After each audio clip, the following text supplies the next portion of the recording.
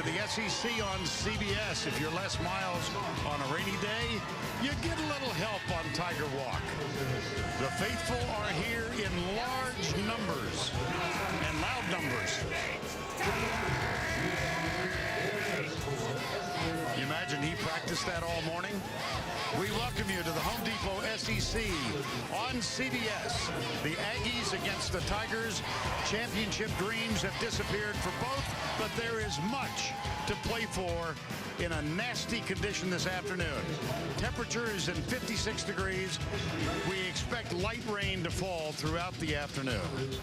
Hi once again, everybody. Vern Lundquist along with Gary Danielson. Welcome to Tiger Stadium in Baton Rouge. Second time in as many years these two teams have played an SEC game against each other. And I don't think either quarterback, and they're both stars, looks back favorably on last year. No, we all have those long memories, especially when we don't play well. And I can guarantee you that these two guys, as they warm up for this football game, think back to last year where, inarguably, they played the worst game of their career. Neither guy had what they think they can do in this big football game. Mettenberger, what had not yet arrived, and Manziel really hadn't hit his peak. Believe me, they're going to be ready for this one. Well, let's talk a little bit about Johnny Manziel. He, as all of you know, I think, has become one of the most compelling figures in all of college football, and certainly the face of the program at Texas A&M. Often controversial, but always talented. He gathered with his fans in the stands on their last home game. I think you could argue that he's having a better year than he did a year ago. Well, the stats say that, but for me, more than his stats. I mean, he's added toughness to his resume, leadership to his resume, and he's not talking about awards or anything. He's talking about winning 2 more football games, and I think that's music to the ears of his teammates. Zach Mettenberger, in his second season as the starter at LSU, among other things he's proven this year is his toughness. Sure did. Against Alabama, let's go back 2 weeks ago. First thing, the end of this football game. First of all, for LSU, was a bit of an embarrassment, the way the game ended with their quarterback crawling on the turf. But it was also inspiration, the way he left the field. And I can guarantee you, not only the fans, his teammates, the coaching staff, everybody saw the way Zach finished. That football team will be ready today. They contained him last year. LSU did. Johnny Manziel. Can they do it again? Well, it's a better A&M offense. It's a better Manziel, and LSU has lost 8 defenders, 6 of them that were drafted in the NFL. But they're playing here. They got a chance. And for more on the pregame prep for LSU, here's Tracy. Thanks, Vern. LSU had 2 weeks to prepare for Johnny Manziel in this Aggie offense, and one way they did that was to use their star wide receiver, Odell Beckham, as the scout team quarterback. He was a Wildcat quarterback in high school. Defensive coordinator John Chavis said Beckham gave their defense a really good look, simulated the speed they expect to see, and made them better. As for Beckham, he said he had a blast and just hopes it helps his team. And guys, Les Miles thoroughly impressed. I wouldn't put it past the Mad Hatter to pull off some trickery using Beckham today. All right, Tracy, thank you. There is an Odell Beckham fan. Mommy, make it stop raining.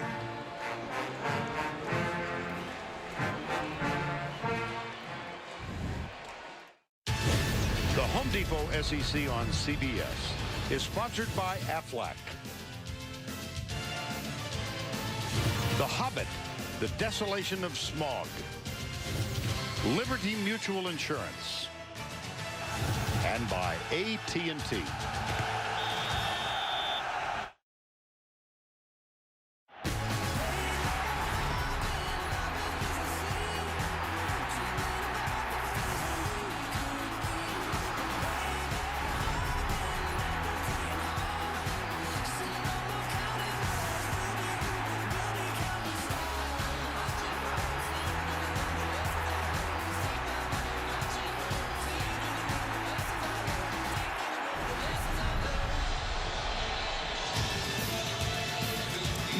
Les Miles and the Tigers of LSU first on the field. And behind them, under the leadership of Kevin Sumlin in his second season, the Aggies of Texas A&M. And the leader of the pack, Johnny Manziel, Needs 76 yards today, total offense, to surpass 4,000 yards for a second consecutive season. As you can see, it's a little damp here. Let's go down to Tracy for an update on the weather. Oh, just a little bit damp, but I had a chance to speak with LSU's field manager, and he told me, first off, they have not played on this field in 27 days, so it is starting out strong to begin with. They've only received less than a half an inch of rain today. Unlike when they faced Auburn earlier in the year, they had 6 inches of rain before the game, and they had another 3 inches during the game, and the field held up just fine. It is a sand-based field that drains really well, and the field manager told me the biggest concern is when the temperature drops, the dew that forms on the field can make it a little slippery, guys. All right, Trace. LSU leads the all-time series. Look at that second line. 16 straight years the teams met here. Dana Bible coached at both schools. Ended the 1916 season in LSU. He was 1-0-2. Then went to Texas A&M, where he had a brilliant career as a coach. Aggies won the toss. They elected to receive. Trey Williams, Ben Molina are deep. James Hairston will kick off. A&M under Kevin Sumlin has scored on the opening drive 16 times out of 23 possessions. Bobbled. Molina will take a knee. Touchback.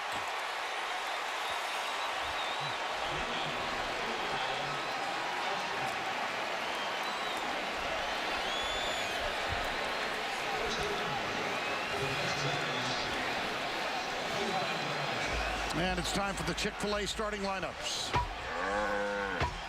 And the quarterback, Johnny Manziel.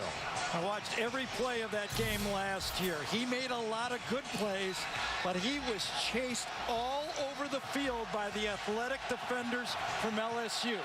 That'll be the challenge today. Can they do it again for LSU? Empty backfield, 5 wide. Molina goes back to join Johnny Manziel. Snap is good. Molina, not so good. Offense for the Aggies. The Matthews brothers at left tackle and center. Oh boy, he has missed the last 2 games, but he's back in the lineup tonight. Manziel to throw, quick offense. Caught. Mike Evans gets out of bounds, appears to have enough for a first down. Rashard Robinson, number 21, with the stop.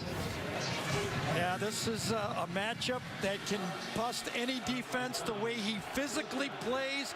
He just threw Rashard Robinson away on it. Just tossed him away. Evans with his 58th catch of the season. 1st and 10. Play action. Oh, dropped. Mike Evans. It is slick out there. It's easier to throw the ball than it is to catch the ball. And Mike Evans is happy to see CBS and the cameras. I mean, when we have him on, whether it's us or the other guys at 3:30, he lights it up. 2nd down 10.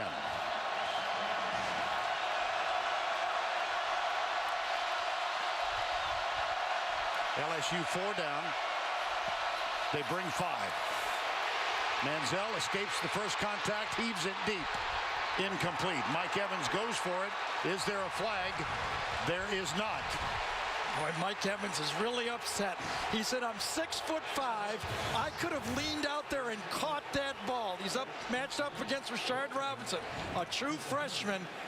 He thought he had an opportunity to catch that ball, and I'm not doubting that guy. 3rd and 10. Interesting call. Will it be called that way all game? Will they allow the LSU defensive backs to be physical?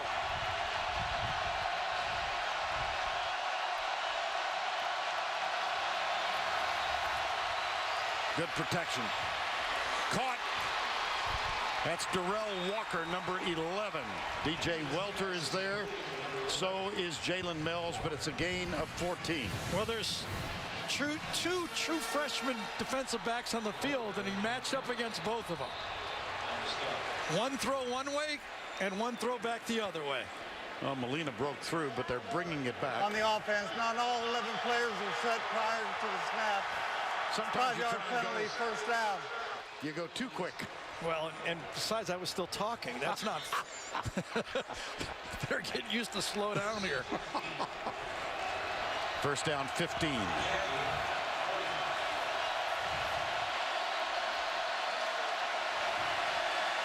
Labhart in motion. Manziel deep. Left side, double coverage over the head of Darrell Walker. And let's introduce you to the Louisiana State University defense.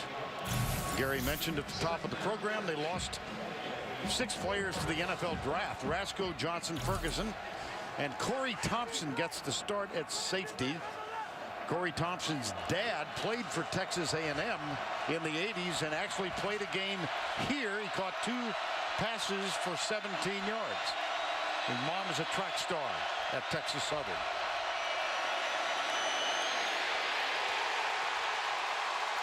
Manziel wrapped up. Lamine Barrow, number 18. DJ Welter, number 31. And really, that's the story of this LSU defense. When they're able to run, they redirect and run so fast. Those counter plays they ate up a year ago from Manziel. He did not have a great game rushing the ball against them. Third down, 15. They line up 3 defensive linemen. They usually rush at least 4 from this look, though.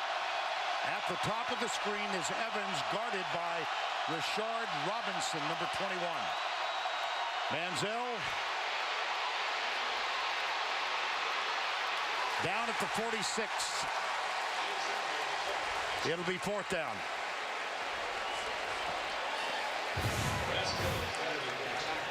Anthony Johnson, this was just prior to the snap, trying to get that crowd into the football game. They're in it. And then at the end of it, Rasco made a nice dive to just clip the feet. Drew Kaiser is on to punt. This is only the 32nd punt for the Aggies this year. Heads it toward the right corner, and it will be taken on a fair catch by Odell Beckham Jr. 31-yard punt and nothing on the return. Kevin Sumlin in his 2nd season as the head coach at Texas A&M. Les Miles, 9 years in Baton Rouge.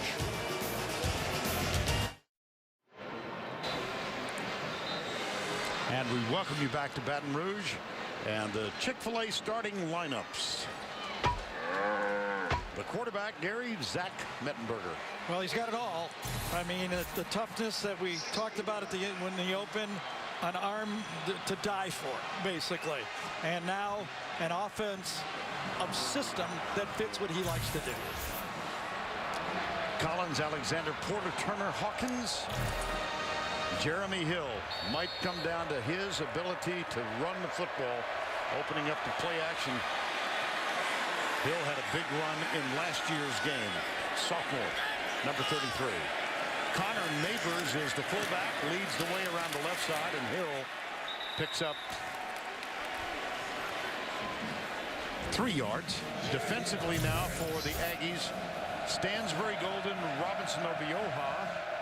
Darren Claiborne, true freshman, gets the start, middle linebacker wearing number 48. 2nd and 8. Odell Beckham near side at the bottom of the screen. Devontae Harris, number 1, lays off of him. They hand it off to Hill. Not much. And this is an A&M defense that has not had a good year. Worst defenses among ranked teams going back to '96. This bunch, 4th most total yards a game, 3rd most points per game, 2nd most rush yards per game. They have been porous. Jeremy Hill rushed for over 100 last year in a game in this matchup. 6 times this year, A&M has given over 200 yards rushing in a football game. Key to the matchup in this football game. 3rd down, 6 from the 20. Hill again breaks the tackle. Got a first down, LSU. That's a gain of 10. 3 straight plays. Tailback downhill. This time following the pulling guard, Trey Turner. Just smash mouth football accomplishes 2 things. Forces those safeties up for Texas A&M, and it keeps Johnny Manziel on the sideline. That's a gain of 10 and a first down. Look at those tight splits. Very, very tight, mash 'em splits. Neighbors, number 43, is still the fullback. He starts in place of J.C. Copeland. Left side. And Jeremy Hill telling us yesterday, Gary, he's trying to learn to go north and south, right, not bounce that thing outside so much. Well, he's got the size to do it. There's no doubt. He walks in, he's got, you know, the 230-some pounds, got the big arms, big legs. Now he's got to learn the style. We talked to Cam Cameron, the offensive coordinator, about it. He says, you know, when I had LaDainian Tomlinson with the San Diego Chargers, he was the same way. Once he figured out how to hit the hole, he became an all-pro player. Second down and 6. Kenny Hilliard is in the backfield now. They use 4 throughout the game. Toss to Hilliard. Picks up a couple left side. Been a decent job, though, by this A&M defense on first and second down for both of these 5 plays in the football game. They've held up. They've got a lot of young football players. In my depth chart here that I'm looking at, some play it's 3 deep, some are 2 deep. I have 10 true freshmen that will play on this defensive unit for Texas A&M. And the problem comes on third down for the defense because LSU leads the country. As you might have seen at the bottom of the screen, third down conversions just under 58%. Yeah, different look this time, though, obviously. Zach Mettenberger ain't keeping it, that's for sure. No, he is not known about a tough snap. Yes. And that one's at the 40-yard line. Yeah, it's going to be short, I believe. Odell Beckham made the catch. So it's really, really close. You know, it's not just the quarterback and the receivers that have to handle the wet ball. It's the center as well. And they will bring the chain out for the measurement.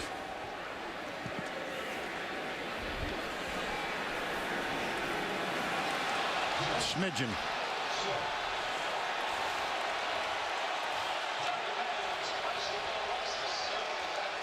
Looks like Les Miles will not roll the dice and go for, well, let's see. Yeah, they are. Why would he not? Well, You it's think still this is early in the dangerous? first Yeah. football game. Be tough to give Manziel the ball right there, but we do know not to overlook anything here. That's right.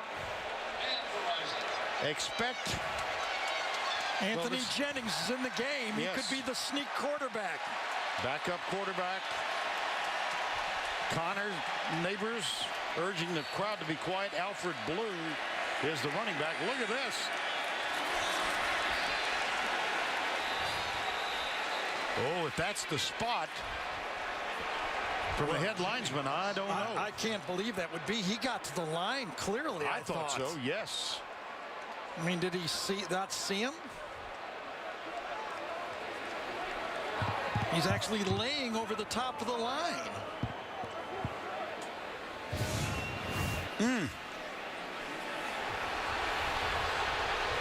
He lost him. The linesman lost him. This should be reviewed. The gray jerseys covered him up in the second push. He's out right over the top of the line. Now, we do know the down marker was on the line, so this is going to be short unless it's overturned by a replay official.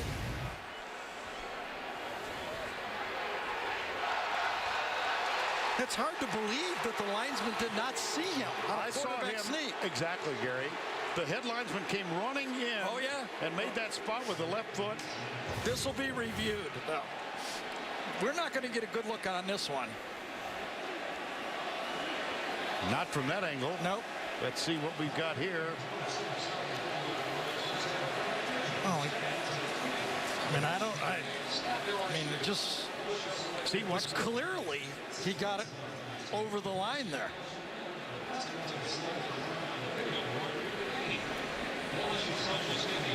Well, clearly to me. That makes two of us.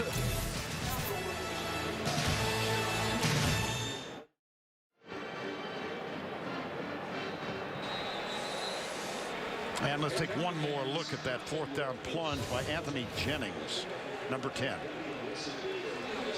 Well, I thought Alfred Blue shoved him over the line, and we're right on top of it, and the football clearly was over.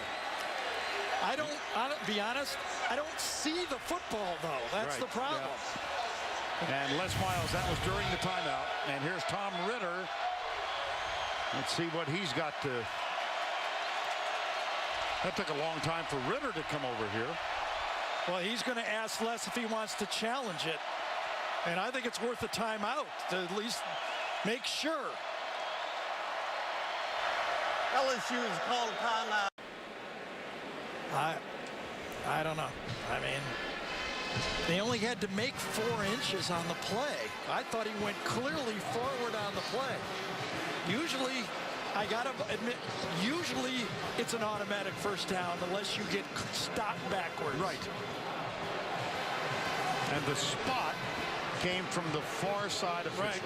Nice, nice job by A&M. Not arguing that. I mean, they penetrated well. That's all you can do. But I got to say, in my experience, usually if it's not obvious that you don't drop the snap, you get the benefit of the doubt. Almost like the phantom tag at second base in baseball. Doyle Jackson is the replay official. And the microphone appears to be not working. At the review, the ruling on the field stands. Texas A&M ball first down. One of the, I mean, you did not see the football. Exactly. I mean, I'll be honest, but I mean, holy cow. Wow, that's exactly what I was thinking too. But you gamble on fourth down. You always take that risk. I think he was reacting to the replay on the scoreboard here in the stadium. Oh, yeah. Quarterback was clearly, his shoulders were over the line. Oh, well. A&M ball. Manziel with a lot of time. Deep right side. Evans appeared to be out of bounds. How about that new matchup that is being challenged by John Chavis and LSU? They're going with a taller Rashad Robinson. He's 6'1", great size. Obviously, as I said, a true freshman. He and Tre'Davious White, 2 true freshmen on the field, playing the 2 wide field corners. Second down, 10 from the 39.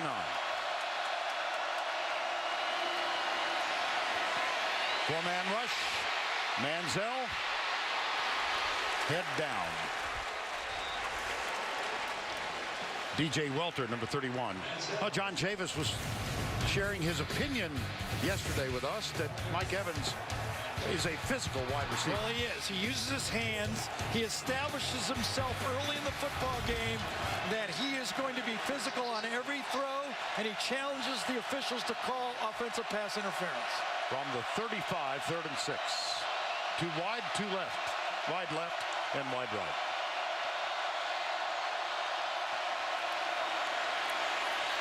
Right side, dropped. Malcolm Kennedy. It'll be interesting if they go for 4th down here on this, though. Let's go back to the studio for a forward. Win the Big 12 North. Back to you, Vern. Watch the fake. They got a receiver. Widen out a little bit, guys, with your camera. There's a receiver towards the sideline. Yeah, they had a trick formation right there in LSU. That is their first Snuck it time out. out of this half. That was Evans, wide right. Nice job by LSU receiving. See, there's not a wing. There's only 9 people there. 8 people there. 9, 10, and the last guy at the top right there. LSU sees it, sniffs it out, but I'm not so sure that A&M still might not go for this on 4th down.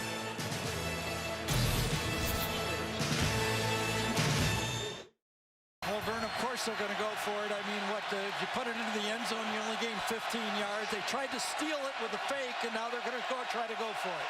Manziel is only 2 of 7 throwing the ball. Had a couple of drops.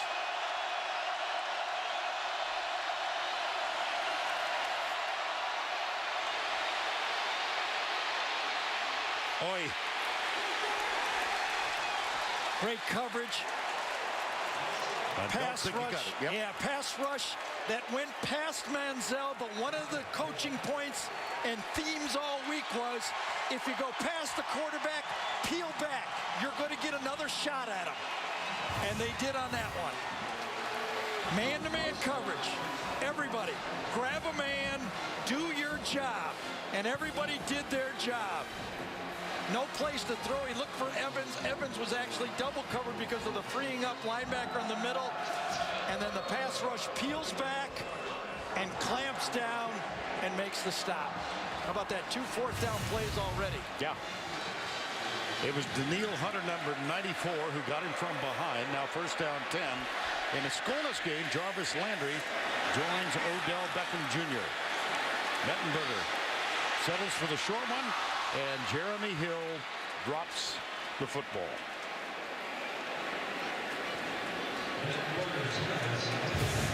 Well, they pounded, and then come back with a deep ball. It wasn't there, just as he's taught. If it's not there, give me something. Give me 3, 4, 5 yards on a check down. You know, you like to call those deep balls and then not have 2nd and 10. Ended up being 2nd and 10.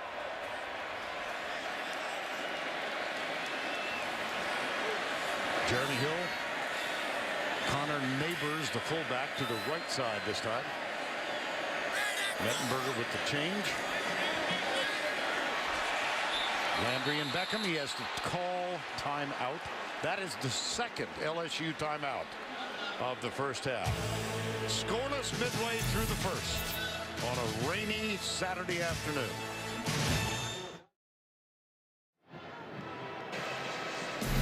See more of today's game with the all-22 camera angle exclusively on CBSSports.com.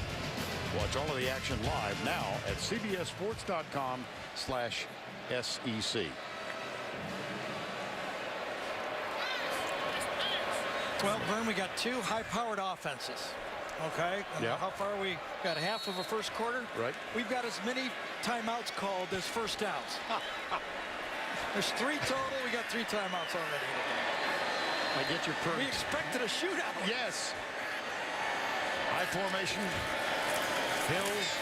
Yeah, There we go. there's the story. Now, let's go back to Jeremy Hill throws the ball up and then catches it just to make sure he doesn't get a penalty on the play. You almost have to look back again for LSU as we watch this play over again as they run the ball inside. Physical. Remember the Alabama game at halftime, and you watch Jeremy Hill go, oh my gosh, I don't need 15 yards here. When Nick Saban came out and told Tracy, we are going to run and physically own the line of scrimmage. Well, Les Miles built this program on toughness and line of scrimmage. That cannot sit well with this program. They want to prove they can be physical with Texas A&M. Play action for Mettenberger into the flat, and it's bobbled by the fullback. Yep. Connor Neighbors.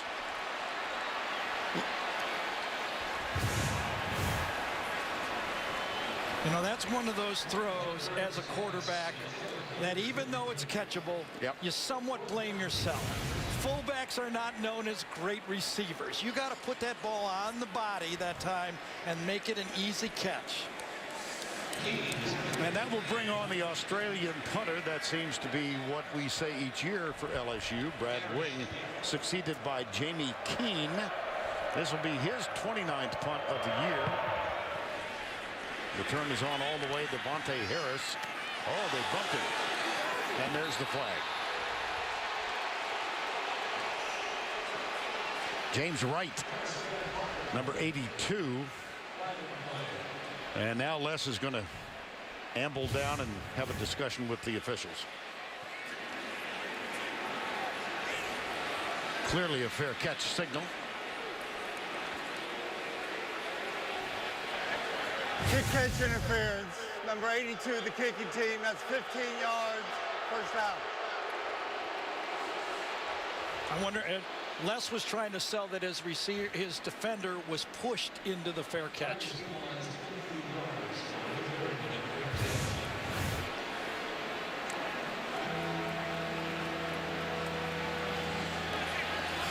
touched him. That's enough. I couldn't see any push from that angle. That's Tremaine Jacobs, who was back on special coverage. Trey Williams, right side. On first down 10.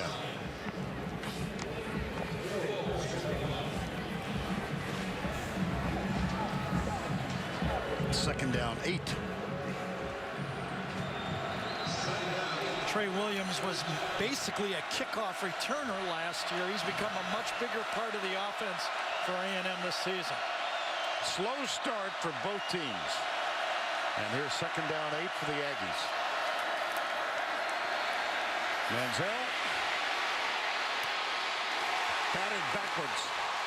Tell you what, LSU is defending well. Yes, they are in the secondary, and that was supposed to be one of their weaknesses. I think the slick field, as you see, they're actually last year, LSU batted down at least 3 passes. That time, Jeremiah Rasco did another one. Last year was Mingo and Montgomery. Now it's Rasco. Third down 8. Aggies are pretty good at third down conversions over the course of the season, like LSU. Not so much today in the early going. 5-man rush. Manziel takes off on it. Fourth down. Hey, he had nothing. He knew he had to throw it wide to the outside or at risk. He was throwing late to the outside.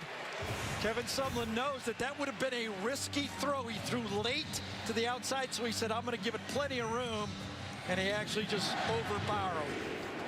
And give a lot of early credit now to number 21, Rashard Robinson. He has manned up against Mike Evans on almost every play. Wow. Odell Beckham from the 15.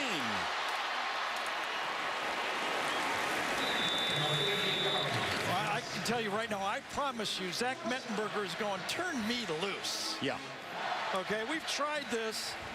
We know we can pound it. I believe you, Coach. But turn me loose on this secondary for A&M. Give me a shot at it. Now, we chatted with Mark Snyder, the defensive coordinator at Texas A&M. Said last night that he recognizes all these plays that Les Miles runs because they're all old Bo Schembechler plays. Right, and Mark Snyder was an old Midwest guy. He's an Ohio State guy. He learned his coaching from those days. Yeah, I got to believe we're going to pretty soon say, okay, listen, we believe we can run it, but we want to show we can pass it too. This is Terrence McGee, the third, fourth running back used. As a matter of fact, we've seen Hilliard, Blue, and now McGee. It is a delicate balance for Les Miles. I think A&M is much more comfortable in a shootout.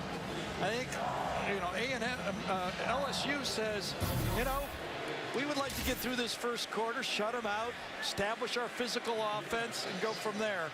But I promise you, number 8 is already lobbying for a few more throws.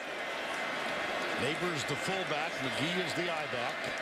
It's 2nd and 5. Terrence McGee up the middle. Cuts left. Whoa.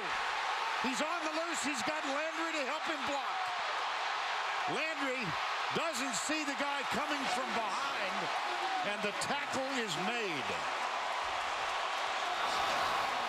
Well, Gary, so much for throwing the ball.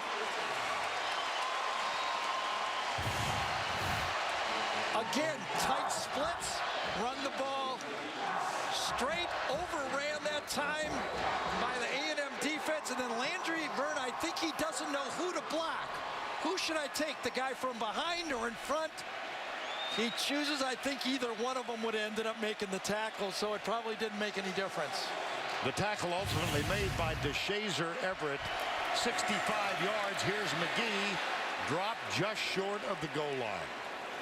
And a sensational block by Connor Neighbors to get McGee through that opening on the previous play. Everett again with a tackle, number 29. 2nd down goal. LSU, one of the few teams that uses that short pitch in short yardage and goal line situations. Seems risky, but they have confidence in it. Again. McGee, I don't think so.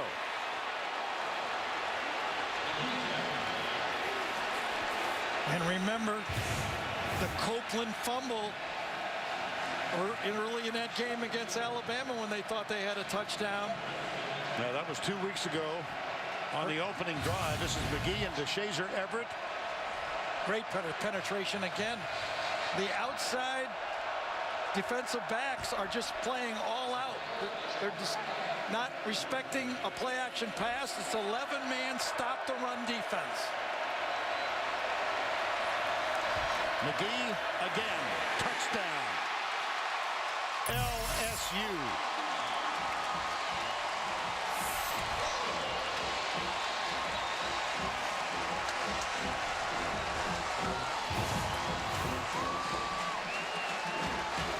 It was again nice block by Connor Neighbors. Vern told you about it on the play on the long run, but Neighbors does it again. Block down, and you know, 3 decent stops by the A&M defense, but just enough to score on the third one. Colby Delahousse is on for the extra point. McGee, a 65-yard run, his longest of the season by 13 yards. There's the extra point up and good. Another look at the run by Terrence McGee. Well, it was a great cutback by McGee. A&M offense overran it a bit. Good block by the lead back, which you have to do in this offense. Gets it down near the goal line and takes them 3 plays to punch it right in. Les Miles. That's a little better.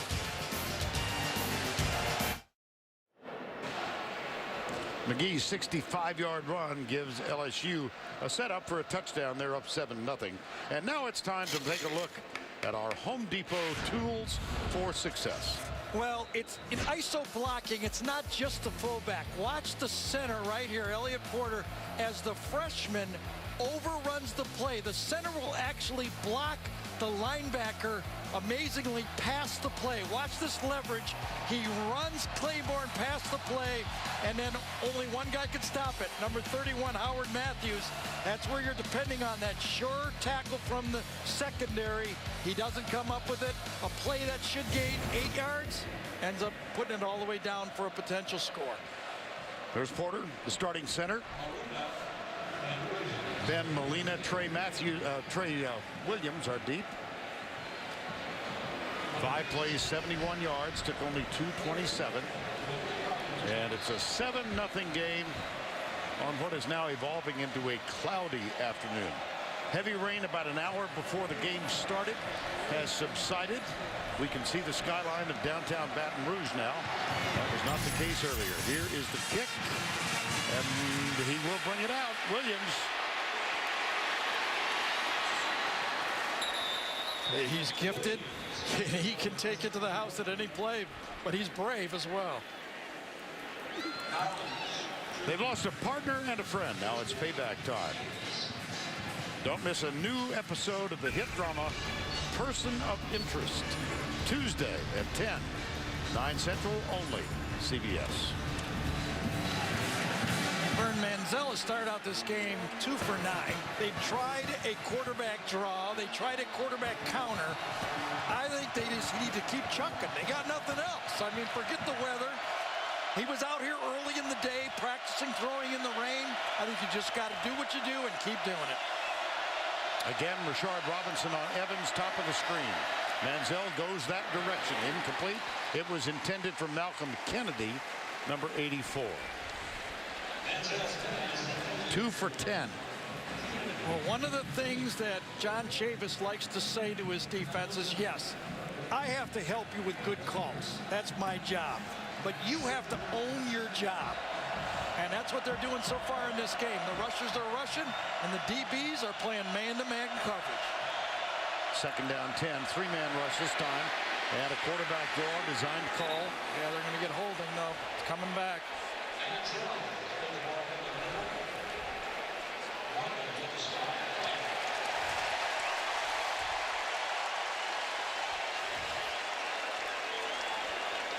Last year against LSU, most interceptions, 3 in a game.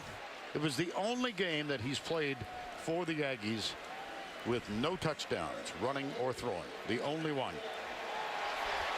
And there's the holding call in the background.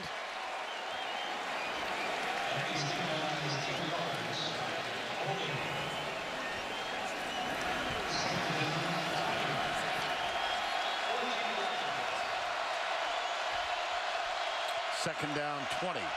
Call was on Jarvis Harrison, the left guard, number 51.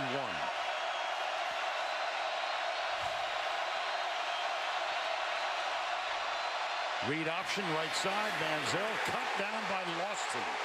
Craig Lawson, number 6.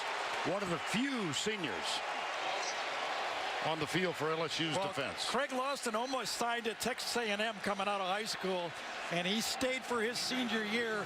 He's one of those great safety tacklers. It was Eric Reed, Craig Stoltz, and half safeties that can tackle, and he did a good job on that one. 3rd and 17. More four-man line than I thought, to tell you the truth, on defense. Manziel, deep right side, got a man open. It's Evans, and there's a misconnect. He was 2 yards open. Yeah, if he keeps that one on the football field, they have a touchdown. Let's see how he gets open. Yeah, physical again, and that is one of the things that the coaches in the league complain about, that Evans grabs the defender and kind of thrusts himself past the defender using kind of leverage from grabbing him. Kind of like a roller derby. Remember those days in roller derby? God, I'm aging myself. Of course I do. That one, well, Beckham hustles to get out of the way of the football. That's a 48-yard punt, nothing on the return.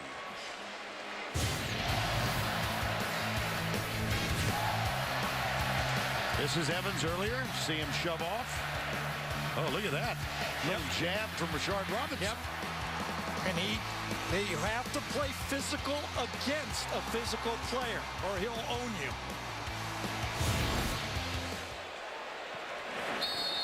First down 10. It's the way he kind of grabs him very smartly and just kind of pulls him by.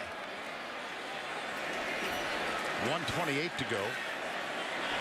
Don't know if the Aggies will get it back in the first quarter or not. They've gained 500 yards of offense in 9 straight games. They're way away from that now. Dylan Gordon, the tight end. Only his 5th catch of the season. Well, after that long touchdown run, Texas A&M put 9 men up to stop the run. And a beautiful play-action pass to hit the tight end. Look, there's 9 guys right there. They're going to play the run. You get the bootleg, and he's wide open. Great throw, great catch with a slippery ball, and another big play. That's a beautiful catch with a wet, slippery day. From the 29, it's Jeremy Hill. Goes left. That's 2 tackles missed.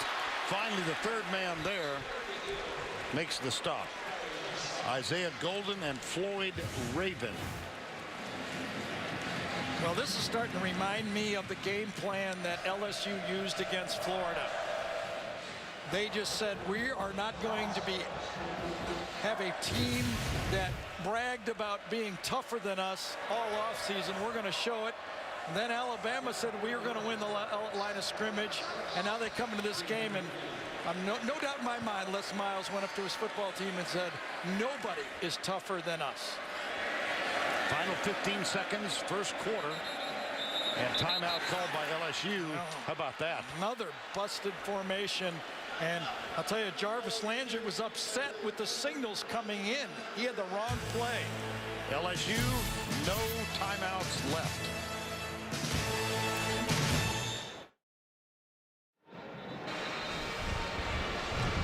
Yeah, Jarvis Landry right here. Modern day football, the wide receivers look to the bench to get the formation. Clock's running down. Les Miles is looking at the clock. Jarvis Landry's trying to figure out where to go, and they force a timeout. Now watch Landry turn around and yell at his position coach, going, come on, man. I need the signal. And so LSU has used all 3 of its timeouts. We've got a 2nd down and 6 11 seconds to go first quarter. At the A&M 25, McGee is the running back. He had the big play here in the first quarter. 65-yard run. Neighbors leads the way right side. McGee. See where they spot this. Right side. Darian Claiborne made the tackle. There's nothing more Mark Schneider can do for Texas A&M. He's got 10 men committed to stopping the run on that play. Last time the Aggies failed to score in the first quarter of a game was last year against SMU. That's the end of the first. We'll return to Baton Rouge after this message and a word from your local station.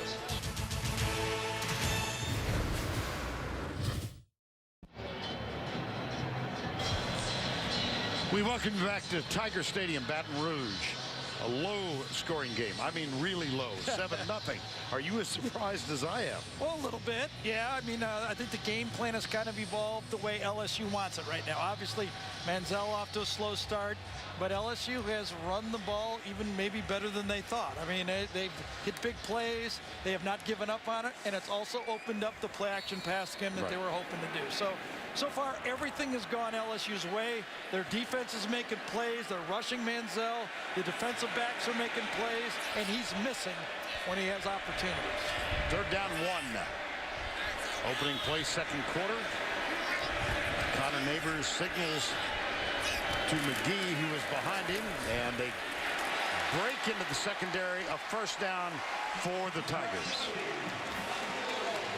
Well, last time on 4th and inches, they didn't make it. But this time on 3rd down, they go with the ISO. I mean, this is, you know, all of these coaches end up being who they coached under. You know, I mean, when you look at Les Miles, he was a Bo protege. When you look at Kevin Sumlin, he was Joe Tiller, Mike Price, you know, different type of people and how they design their offenses. But it's been right up the middle, just like that graphic showed you. High formation again. McGee still on the field as a running back. Mettenberger low, but caught by Odell Beckham Jr. Yeah. Again, 10 men inside, off coverage to the outside. This might have been a running play with just an option for Mettenberger to throw it if he wanted to. Not a pretty throw. I don't even know if he got it. Did that scrape against the ground? I know he caught it the first time. Let's see if this one gets reviewed.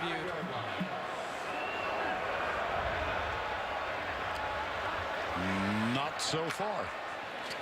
Beckham already at the line. J.C. Copeland makes his first appearance in the game. Sat out the first quarter. And he leads the way. Great penetration. And a flag is down. Darian Claiborne makes the stop. Remember, Copeland fumbled 2 weeks ago in the opening drive against Alabama. They were going in for the score, and he did not carry the ball. He played, but he did not carry the ball for the remainder of that game and did not see the field in the first quarter. Yeah, I don't know if they had enough guys on the field. An illegal formation, was it maybe? Now Copeland comes over to the near side. Illegal formation, 5 players in the backfield. That penalty is declined. 3rd down. Well, so they were lined up too far back again. One of those either offensive tackles or too many players, too many wingbacks back there. 3rd down 6. Odell Beckham needs to be on the line of scrimmage, I assume. That's the guy who was back. Toss, Hill. Now we're back alive.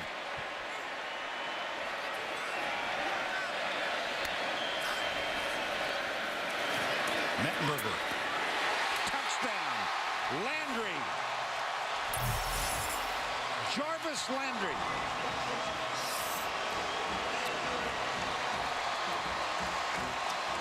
Ninth touchdown receiving for Landry. He and Beckham comprise one of the best receiving tandems in all of college football. Boy, that was pretty. I mean, it's different. It's not wide open. It's not spread. But it sure is effective, isn't it, when you can run the football? Colby Delahousse on for the extra point. Seth Frugier will hold. Reed Ferguson snaps it back. It is bubbled, and somehow, That's the shortest one you'll ever see. It went over the bar and stopped 1 yard behind the crossbar. Frugier did a nice job of grabbing the bad snap. Wow. It was bobbled. Well, inside, first of all, he bobbled it, yeah. And actually, the defender slid by. Yeah. Of course. So far, it's our day. Pretty easy read for Zach Mettenberger right here. He reads the inside linebacker. If he goes with the tight end, he's going to go to his second receiver. Watch this. Inside linebacker goes, go to the number 2 guy, wide open. Beautiful read, very nicely designed play. Going against a true freshman right there in Noel Ellis. Nice try. Back to Vernon Gary. Oh, my goodness. Oh, my goodness. Let's go back and take a look at the extra point again. Well, it was a great athletic play here. Ball is bobbled. Stay with it, stay with it. But watch, DeShazer Everett actually dives past the ball. It goes behind him, kind of off his hip, and just barely clears the crossbar. And Delahousse did a great job. Yes, very athletic. My very goodness. Frugier is still shaking his head. You bet. Well deserved. And I have never seen a more enthusiastic reaction for an extra point than that given by Les Miles. You have to believe the way Manziel has competed in the past that every point is valuable. Yes. And Manziel off to a terrible start. He's 2 for 11 for 22 yards. Here comes the kick. That's a rather unusual kickoff formation, and it bounces. You he should have let it go. Yes. Let it go. Well, you never, I mean, it's a free ball, and you're going, I can't. If I let it go and it doesn't go out of bounds, I'm a dope, basically. So you play it safe, and you get the ball on the 8-yard line. Obviously, we all thought it would go out of bounds. He wasn't so sure. And there is a flag down at the 25. After the play was over, we had unsportsmanlike conduct. Number 9, number 50, number 59 against LSU. Those penalties offset. The ball will be put in play at the 8-yard line. Nate Askew, defensive back for A&M, and Jermario Rasco. First down 10, Aggies down by 14. Early moments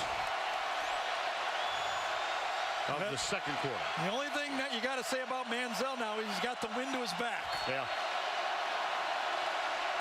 And there is no rain for the moment.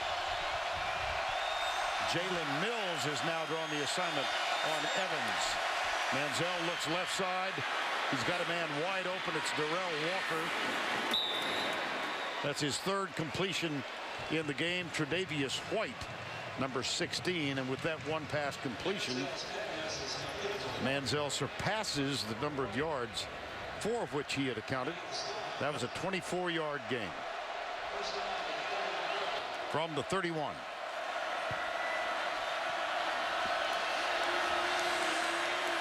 Across the middle, got it. Beautiful throw. Nice catch. Travis Labhart, who since we saw the Aggies last, has earned a starting spot. He's a former walk-on. You can just feel he understands the game now.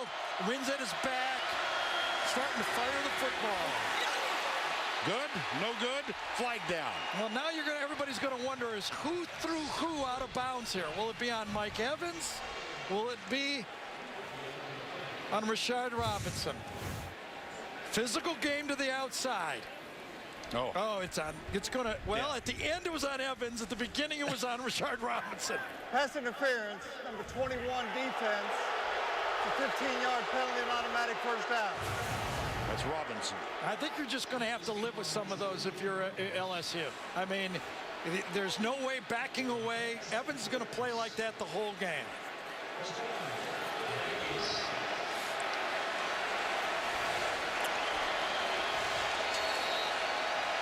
No points in the first quarter, 48 yards and 2 first downs, but they've more than made up for it on this possession.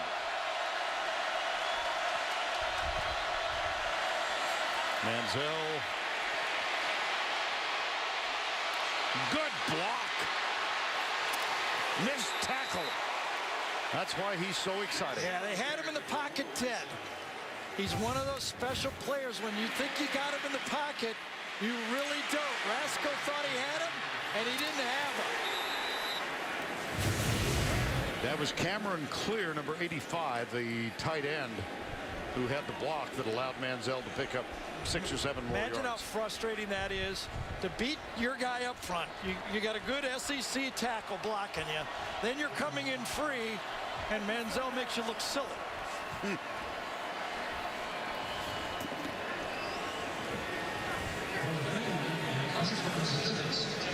That's why you never can get comfortable. Every point is every point's going to count in this football game. You have to believe that. 13, there's the measurement, first down. 13 consecutive games for the Aggies scoring in excess of 40 points. They're scoreless so far, but you just have a feeling it's got to happen. We just saw a game a week ago, 20-point lead with 10 minutes to go, the way it ended. The prayer, Jordan Hare, I saw somebody. That's a good one. First down, 10. No help at the bottom of the screen. Freshman against drafted player Mike Evans. Going to be an NFL star.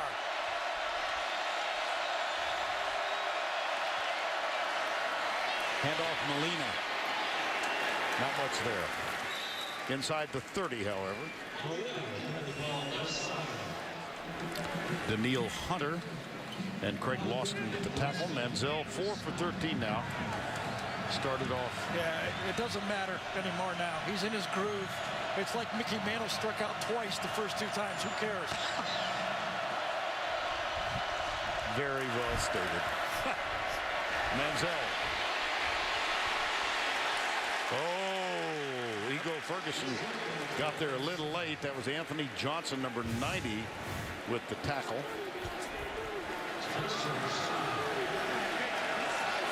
Flushed, but still redirected. That's one of the things that have been sold by LSU to their pass rushers. If you go by them, come back and get them. You'll get another shot at them. Just keep running. Third down, 7 at the 29. Aggies trail by 14. Mike Matthews will snap it back. 4-man rush again. Manziel pulls up, lets it go. Caught by Darrell Walker at the 21-yard line. Very interesting talking to John Chavis, and what he was telling his defensive players, that they want to force Manziel to his left. But I have to say, what I've watched Manziel, I don't think I've ever seen anybody better at stopping when he goes to his left and making that sidearm throw. First down, 10. 10-20 to go. First down. This time it's Mills on Evans, who is in the slot, lower part of the screen. Here he goes. Taken down roughly at the 8-yard line. And Malcolm Kennedy is injured. I couldn't tell if Manziel was attempting a slide there or not. Doesn't look like it, did it? Didn't look like it. And it was Malcolm Kennedy's left knee that got kind of buckled in the middle of that tackle. Kind of slid right into Kennedy himself, didn't Manziel? Yes, he did. Kennedy, who was one of the stars in that signature win a year ago at Alabama, right, for the Aggies. Manziel kind of runs out of space here, and he's got Malcolm Kennedy right in front of him, and the two collide, A little bit of a shove by Corey Thompson also caused that collision from behind between Manziel and Johnson. Time has been taken on the Malcolm field. Kennedy. Yep. Sorry.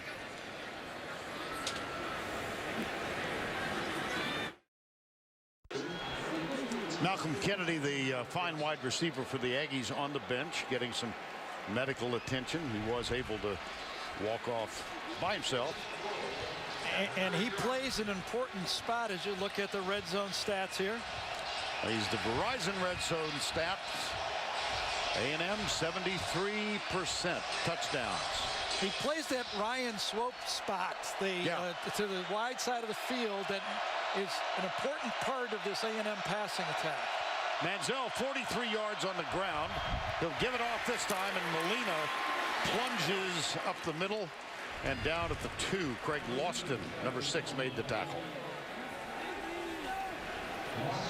Impressive drive now. It began when Molina grabbed the kickoff and stepped out at his own 8-yard line.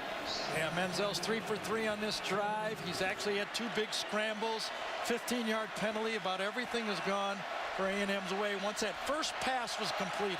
Double tight end set for the Aggies. 9:15 remaining in the half. Manziel fires it incomplete to Evans. Yeah, the bad snap threw this play off. Manziel has to react to the snap and throws him off. So he catches it, makes him turn, and then never really sets his feet to make a wide open throw that time. Could have been an easy touchdown. 3rd and goal. 3 wide right, 1 top of the screen. Molina is in the backfield with Manziel. Will he try to go one-on-one to Evans? That's the question. Remember, I questioned him before for not doing it. Doesn't look that way. He's going. It's incomplete. Darrell Walker. I believe he should have had it. Big decision time for Kevin Sumlin now. Looks at the clock. Obviously should have been caught. Balls. That's a perfect throw on that one. Low it away. Aggies will go for it. On 4th down.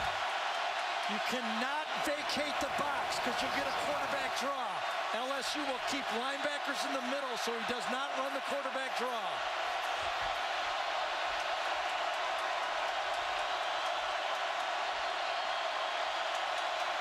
Low snap. Manziel retreats. Chased. Heaves it up. Incomplete. DJ Welter, number 31, with the pressure on Johnny Manziel. Welker came unblocked that time. John Chavis played aggressive. Welker comes right up the middle and forces Manziel to retreat instead of getting outside the pocket. Takes his outside shoulder away, forces him back to help, and nobody to throw the ball to. Jake Spavital, quarterback coach, talking with Johnny Manziel. Got a feeling Johnny Manziel's a little frustrated. 89-yard drive, no points. This is in the West, of course, but things are very fascinating in the SEC East. Missouri, South Carolina, and let's give you the scenario. Missouri has a 1-game lead for the moment. They play at Ole Miss tonight. They need to win both of their games. They've got the Aggies in a week. And South Carolina will win the SEC championship because they own the tiebreaker. They won in double overtime against the Tigers. And South Carolina will be the world's biggest Ole Miss fans tonight. 1st down 10. Connor Neighbors, Jeremy Hill in the backfield. That's Beckham in motion. Guarded by Devontae Harris. Mettenberger, that's going to be thrown away. Logan Stokes, the 3rd team tight end, the intended more or less. Well, you know, if you're Cam Cameron calling plays right now, you know, if you get a 3 and out, don't get a 1st down, you're going to give Manziel the ball right in scoring field position again. And as frustrating as that last, as you look at Cam right there in the middle calling the plays right there, he understands that you can stop him a few times, but you ain't going to stop him all game. Hill, the deep back. He follows Neighbors to the right side, but not for very far. And a big third down coming up now. That was Gavin Stansbury, number 72, who made the stop. 3rd and 9.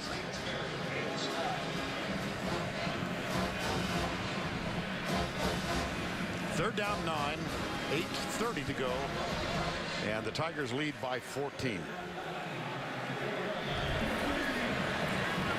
And they are out of timeouts.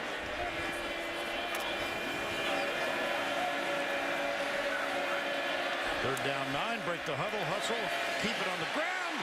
Hill breaks the tackle. First down. I don't think he's so. not. I'm sorry. I don't think so. He's short. It looked like he had enough space to get the first down, but when he bounced it outside, he did not go north and south enough. Goes wide. Now cut it up. He got pulled from behind that time. That was the play by Obiaha that time, wasn't it? Julian Obiaha, yes. 95. That's a good 3 and out for that A&M defense. Just short of the 4th. Jamie Keene on to punt from the end zone. Devontae Harris hustles back.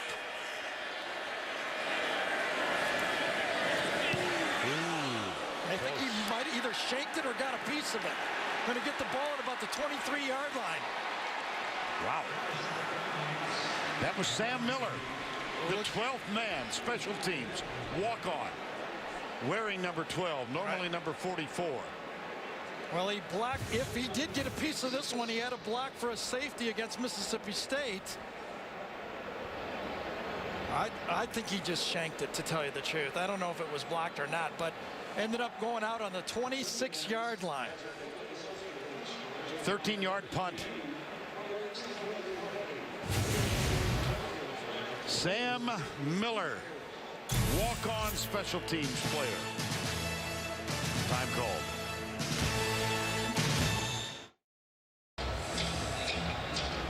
All right, there's Sam Miller, the 12th man out of San Antonio, Texas. Came close to blocking it, but... yeah, I don't think he got it, but there's no doubt his presence was felt. But the ball slides just by his hand, and I think this is just, unfortunately, a shanked ball. And as a result of a 13-yard punt, Manziel, there's Miller. He's worn that number 12 for the 11th consecutive week. That's a tradition started by Jackie Sherrill back in the 80s when he was the Aggie coach. Here's Manziel. No help on Evans at all at the bottom of the screen. Rashard Robinson has the defensive assignment. Manziel from behind. Daniil Hunter. Huge play. Well, Daniil Hunter got the sack, but Mike Evans is not going to understand why he's not getting the football to the outside here. He's open again. I didn't understand it when it was near the goal line why he didn't throw it to him. And I don't quite get it. Man-to-man coverage, your big receiver, no safety on that half of the field. Why you just don't chuck one up in the air. Malcolm Kennedy back on the field. Tracy Wolfson reporting that it was a neck injury, not a knee injury, so there he is in the slot. Tipped. It'll be third down. Darrell Walker, the intended receiver.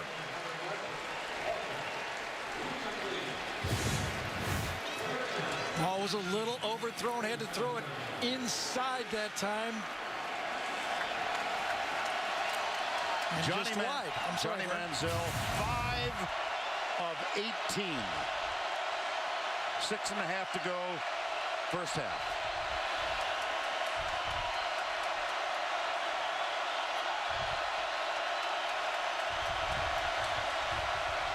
Rush from the corner.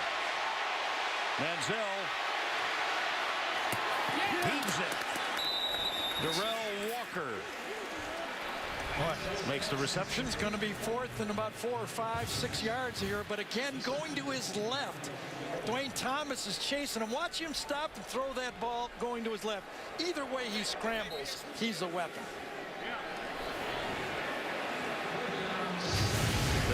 the field goal unit on. This will be a 42-yard. And by the way, Connor McQueen is a new holder. There's the effort from Lambeau. Good. He's now 7 of 8 for the season, having replaced Taylor Bertolette in the middle of the year.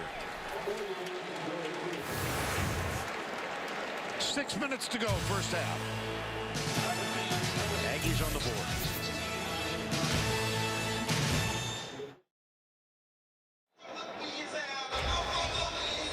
Welcome back, guys. I just saw Johnny Manziel coming off the field, and he was wincing in pain, and it looked to be that right hand, and athletic trainers looking at it for a brief moment.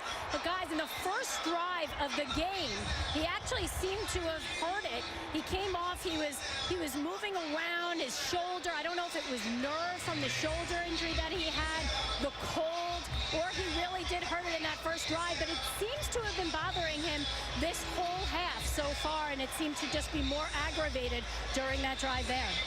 All right, Tracy, thank you. And despite a 13-yard punt by LSU and a very short field, the Aggies had to settle for a field goal. Now Odell Beckham Jr. is deep. Taylor Bertolette is the kickoff artist. Almost half of his kickoffs this year have resulted in touchbacks, 34 of 81.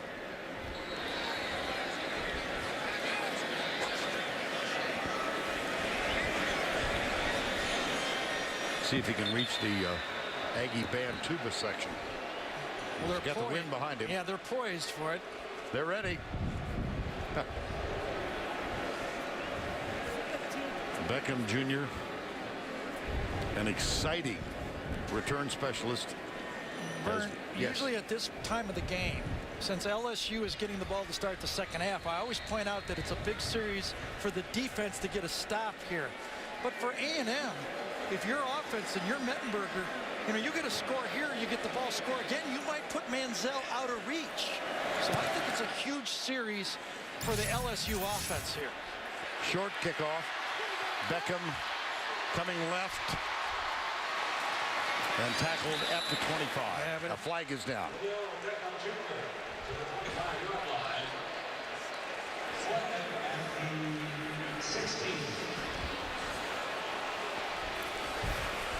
It's a big penalty because that ball could go back, almost where the point of the foul. If it's from the 16, it's going to go back to the 8-yard line. During the return, illegal block below the waist, number 14 of the receiving team. It's half the distance to the goal, first down. That's Terrence McGee, the running back. And actually, he slipped on the play when he was trying to block. Watch Terrence right here. He's had a couple long runs. As he tries to plant and block, his feet go out from under him. And that's what called the block below the waist. And so officially from the 9 now. Yeah, big difference, 25 to the 9 or 8-yard line, whatever it is. And that is now you're looking at, do we have to give the ball back to Manziel again in this half? McGee stays on the field as the running back. Copeland is the fullback, number 44. And Mettenberger in at quarterback. Delay. Copeland moved. Number 44 offense. Half the distance to the goal, remains first down.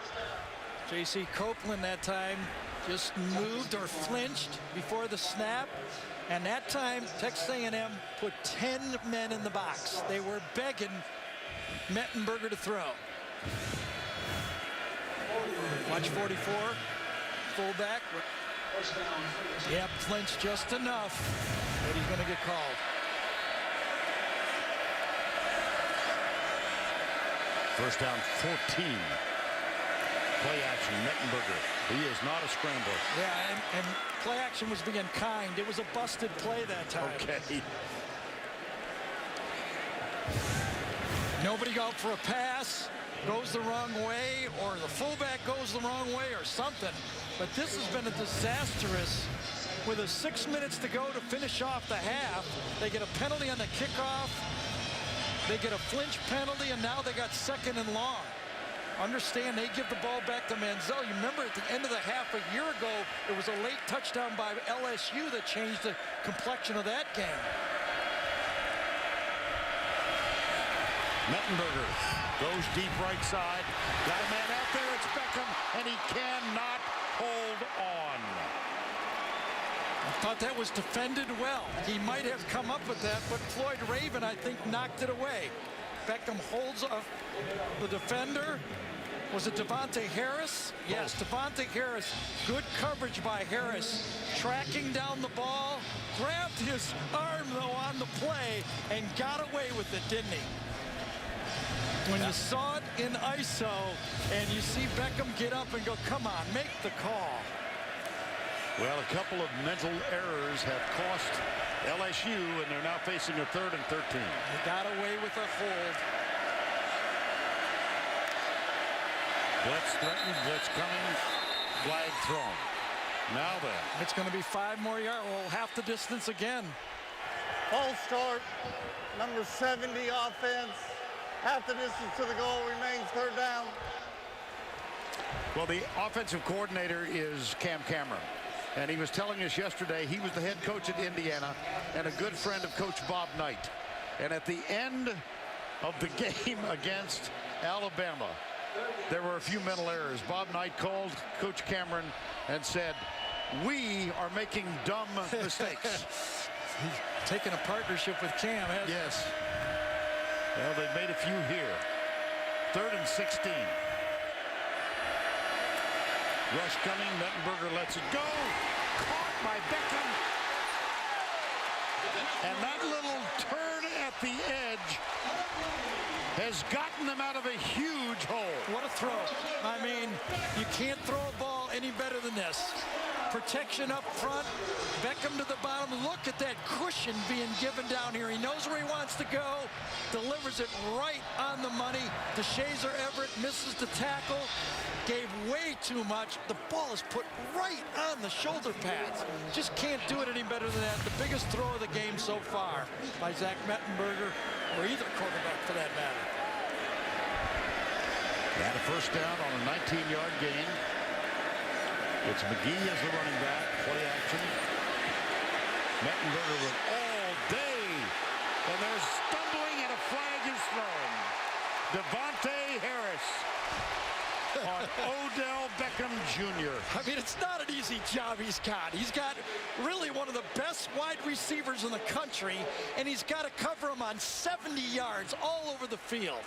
There's another flag in the offensive backfield. Gets his hands on him, and then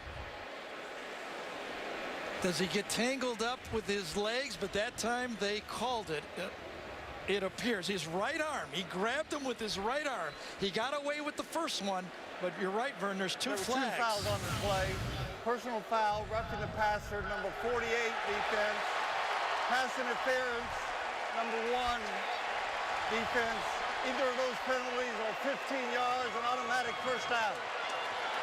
So it'll be a 30-yard penalty against Texas A&M.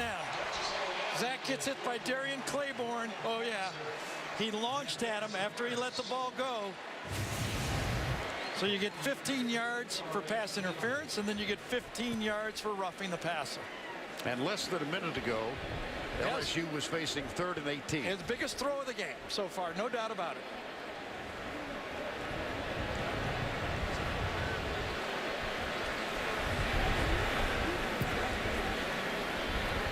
Well, let's see. They've marked only the one 15-yard penalty.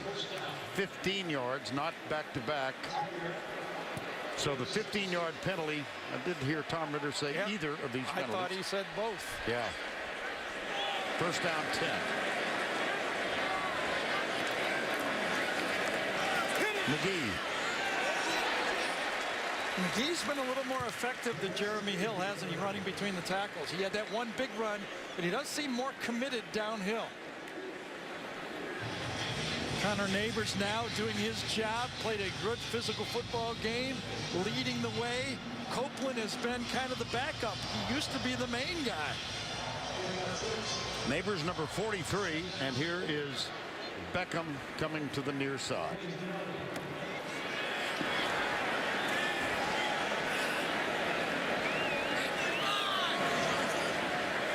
Second down 5. McGee. Whoops.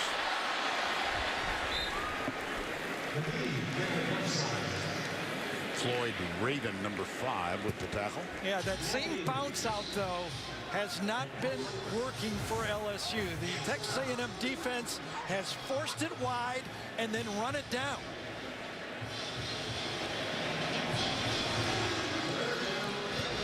Well, the last third down play, a great throw, but DeShazer Everett missed the tackle on Beckham. Now, can they get a stop? Third down 4, flag. Is that a good omen and a bad omen for LSU? Substitution infraction on the offense. 12 players in formation and breaking the huddle. That's a 5-yard penalty, third down. That's another mental error for the Tigers. Well, Dylan Gordon is running off the field late. He must have been the extra guy out there, but boy, it was mistakes. A couple weeks ago we saw against Alabama, and mistakes again today. Now, Mettenberger and Beckham bailed them out last time. Let's see if it can be bailed out again. Third down 9 after the penalty. Alfred Blue is the running back on one side. Jeremy Hill the other. Across the middle, got it. Jeremy Hill to the 43. Well, great protection first off, because Mettenberger actually came to a second choice. He wanted to go to Beckham. He came to the running back late, and kind of a funny matchup. Mark Snyder kind of gambled with the pass rush and ended up with Gavin Stansberry on the tailback. Vern. Sure. Mettenberger went through his reads and ended up with a perfect matchup. And the clock at 2:20 now. Again, LSU used all 3 of its timeouts in the first quarter. Keep it on the ground. Tackle made on Jeremy Hill. And Gavin Stansberry lost his helmet, so he immediately heads to the sideline, has to sit out one play. Just think about this, the success of this drive. We talked about it. It started out so bad, but if LSU is able to get out of this half without letting Manziel come back out on the field, a huge win for LSU. This drive began at the 6-minute mark. Second down 8. Hill the running back. Mettenberger to throw. Got him open. Jarvis Landry. Touchdown LSU.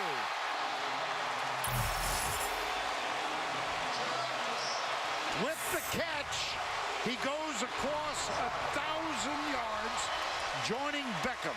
2 1,000-yard receivers for LSU. Well, the running game is paying off, and the play-action pass. I mean, we're watching basically 1970 football here.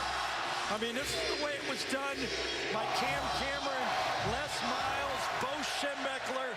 This is the same offense that Mark Snyder was warned about. What a beautiful wheeled route by Jarvis Landry.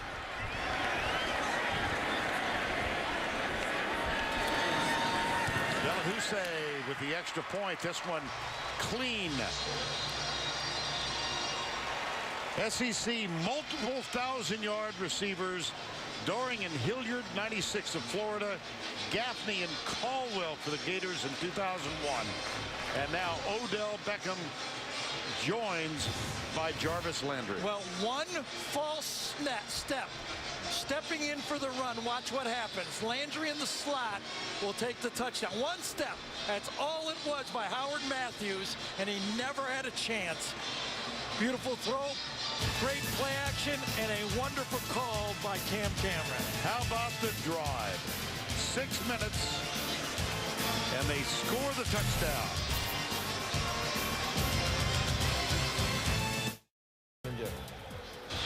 All right, Timmy, we all remember when Ron Zook was the head coach at Florida, having succeeded rather, Steve Spurrier.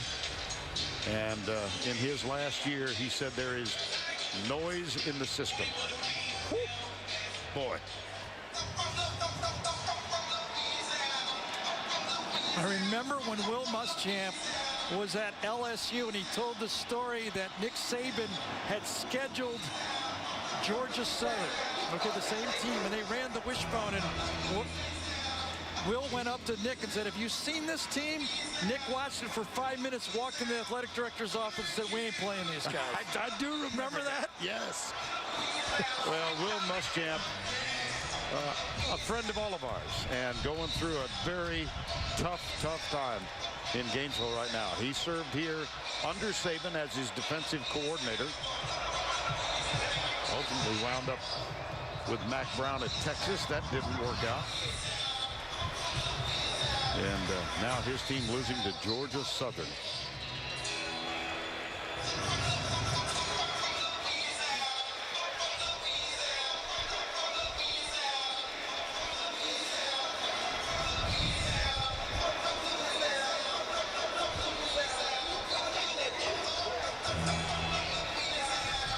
Some people are unaffected by the weather.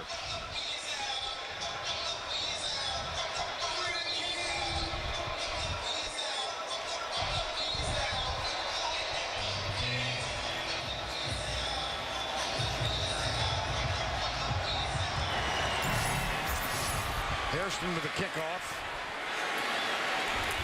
Trey Williams with the tackle.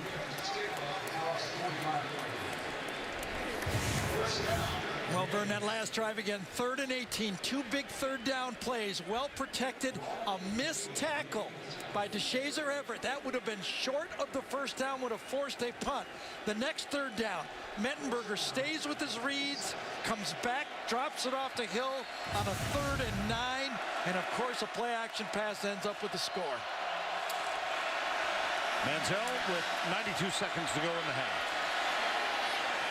He's got a man down there and overthrows him.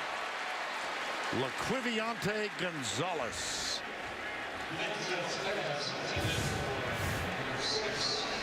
Well, there's no easing up here, is there, by LSU.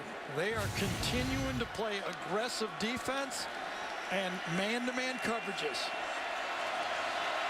2nd down 10. Manziel now 6 of 20. Kind of a low snap. Manziel lobs it across the middle to the aforementioned Laquiviante Gonzalez, and he is out of bounds with the first down. Well, just kind of funny. I mean, you never want to turn down a touchdown, obviously, but when Landry scored, I went, oh no, Manziel's going to get the ball back. That's right. Maybe he should have fell down on a 1-inch line and scored 3 plays later. And you know Johnny Manziel loves these 2-minute drills. Comes the rush from the corner. This one. Oh, yeah. Oh, boy. Cuts right in for the score. No flags. Touchdown, A&M. I tell you, John Chavis played man-to-man to the outside. That's a true freshman, Tre'Davious White. He has no help. There is no safety behind him.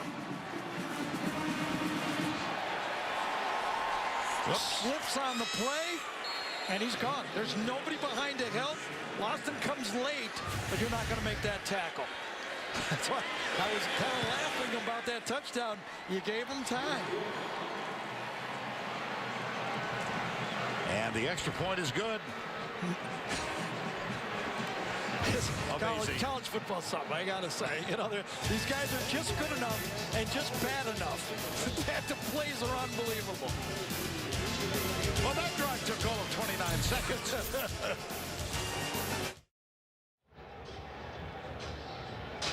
Don't forget the Geico halftime report coming up. We'll go back to the studio. Tim and the guys for scores and highlights from around the country. Don't you got a feeling that this thing is going to go all the way to the end, just yes, like the rest of our games? I do now. I wasn't so sure 27 seconds ago. Exactly. Well, I mean, I was half joking, you know, but I mean, you can't turn down a touchdown, but, you know, if LSU ended up with the ball and scored on the last few plays of the half, it's over. Now, I don't quite get what, you know, LSU gambled playing man coverage. His safety was, you know, 40 yards away from that catch. Taylor Bertolette will kick off. Odell Beckham Jr. Oh my gosh. He's going to do it.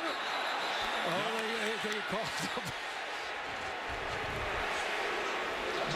He had second and third thoughts. He said, I never put my knee down, and he was going to try it. I guess you cannot fake going down here. Once he stalls, it's over. Whistle blew. Yeah, Tom Ritter was very quick. Yeah, one more look at the safety help. Craig Lawson is right here. He's on the far hash. This is the matchup. And, you know, that's the matchup Mike Evans had earlier that I didn't understand Menzel threw it, why he didn't throw it.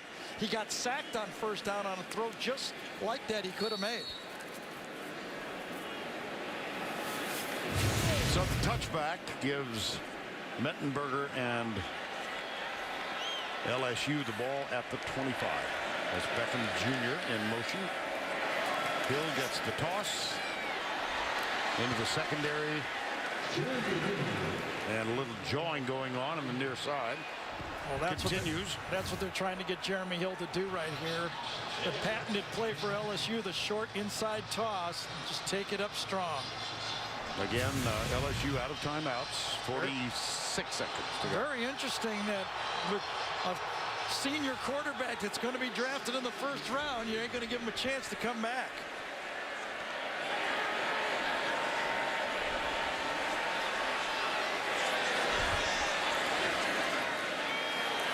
Hill.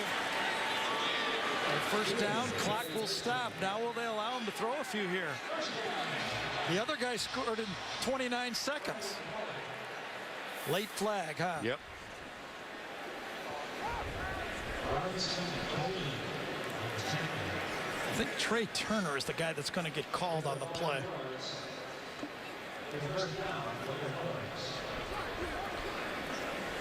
He's blocking Darian Claiborne, number 48, I believe.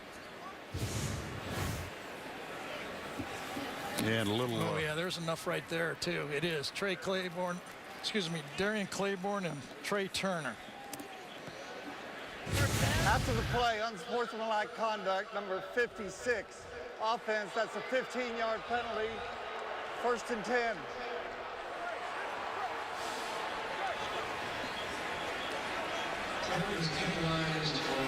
And that should probably end the half unless they want to throw very deep. And I might take a shot. As good as Beckham is at jumping up and making plays, as athletic as he is, I might try to line up in a real tight formation and throw one deep. 7 penalties now against LSU. Nope, 20. they're gonna take a knee. Yep.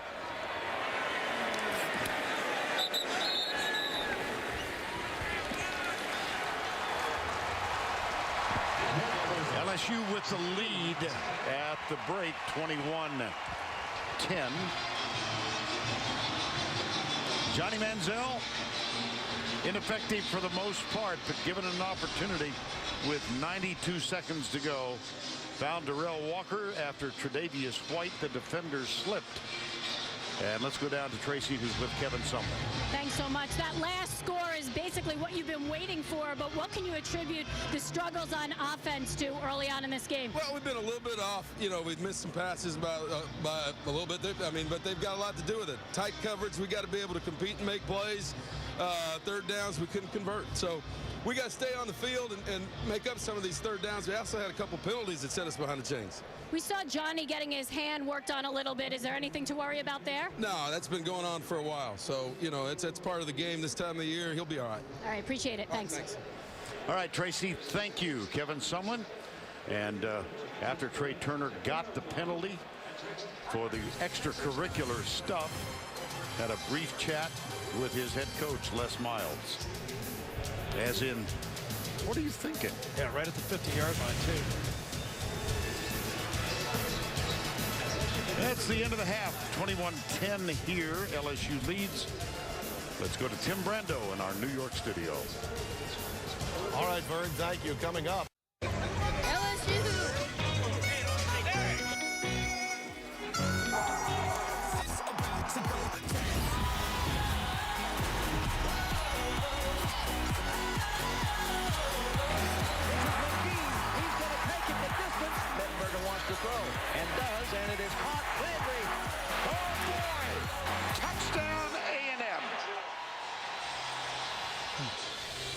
And we welcome you back to Death Valley Tiger Stadium, Baton Rouge, on a nasty day. Cold, windy, had rain about an hour before the game. It has subsided. Let's go down to Tracy with Les Miles. Coach, your defense, the question mark coming in, but what can you say about the job they've done today against Johnny Manziel in this offense? Well, you know, it's not necessarily where you line them up and all the scheme. It's that they're really giving great effort. They're playing lights out. 7 penalties, though, for 66 yards. How much was that discussed in the locker room to get cleaned up in the second half? It was discussed in all 3 phases, no question. And it's, you know, what happens is these young guys are excited about playing football, and we got to make sure that we seal the finish rather than have the celebration in the middle of the game. Appreciate it. Thanks a lot. Vern? Odell Beckham is back to return the kickoff to open the second half. Johnny Manziel will have to wait. Had really modest numbers in the first half, 8 for 22 for 151 yards. Beckham, the ever dangerous return man, about 3 yards into the end zone. Bertolet will kick off. Underway, third quarter. Well, not quite yet. Well, LSU is lining up with 8 people close, discouraging an onside kick to start the second half. Well, Kevin Sumlin told us last night, Gary, he expected some trickery. Right. Well, in special teams. They tried that one on the fake field goal on 4th down. Remember that one? Yeah. But just by alignment, LSU is saying, don't try it. We're ready. 8 up close.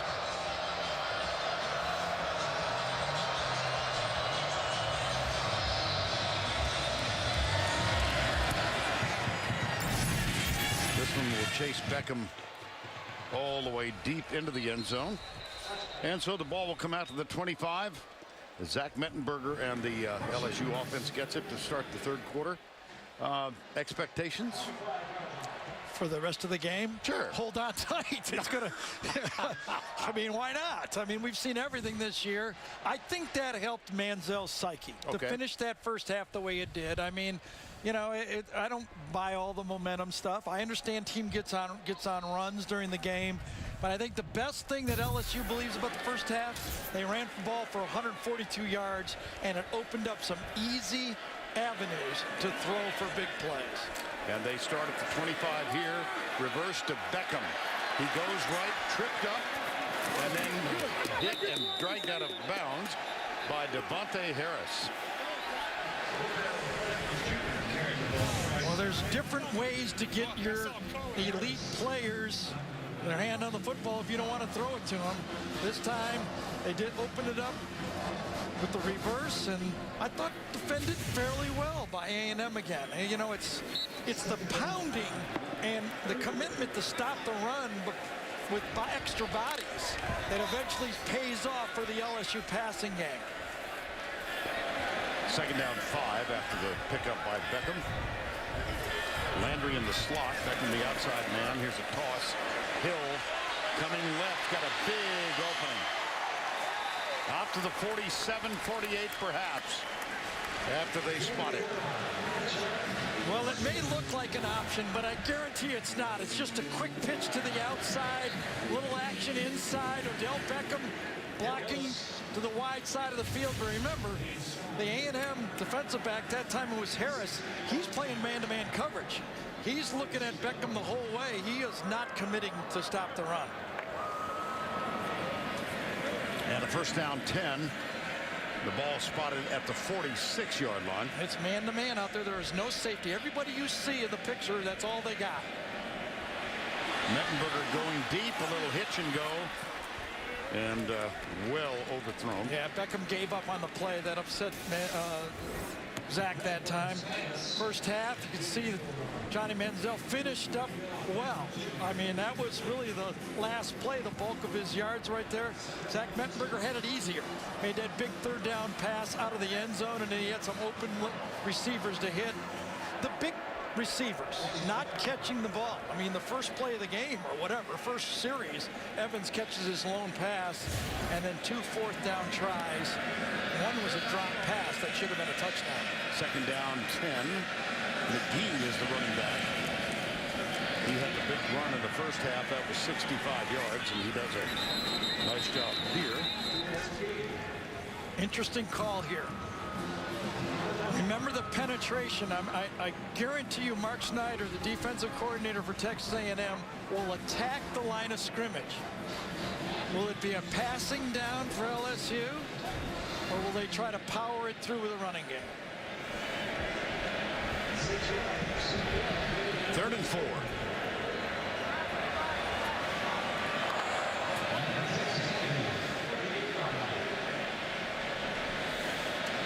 Well, they lead the country in 3rd down percentage, and they again, no safety, no help. Landry starts in motion. Harris follows him, and whistle before the snap. Going to be on LSU again. From 3rd and 4 to 3rd and 9.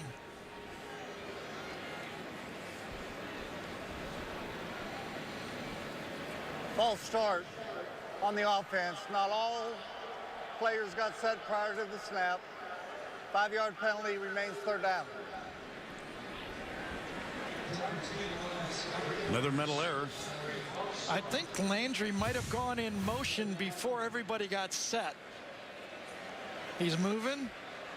He doesn't get set long enough, and that's what the call is, before he went in motion again. And so 3rd down 9.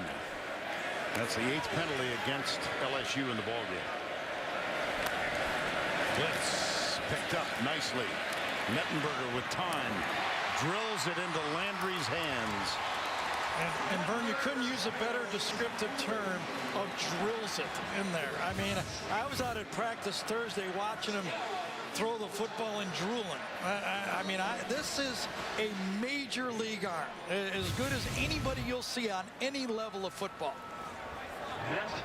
And if you talk to Cam Cameron, as we did yesterday, Yep. He said, I just have fallen in love with this guy. Didn't he say that? He said he's stolen my soul. Yep. How about that? Up the middle.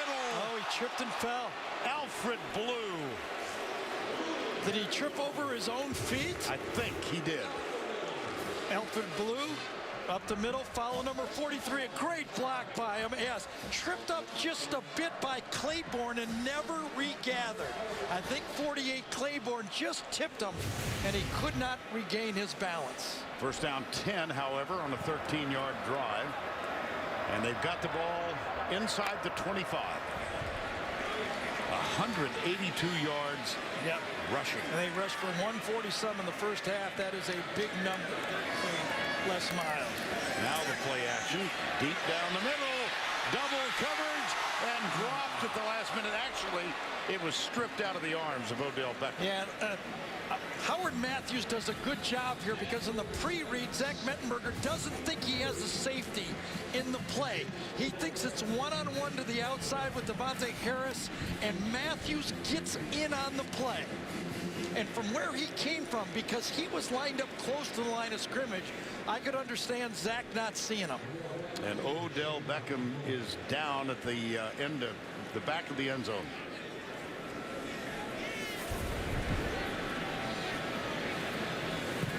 Such a great player.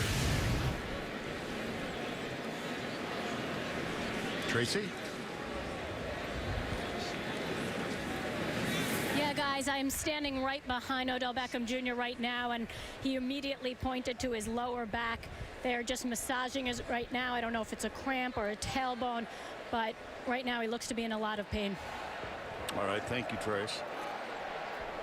Time taken while they tend to Odell Beckham. 21-10, LSU.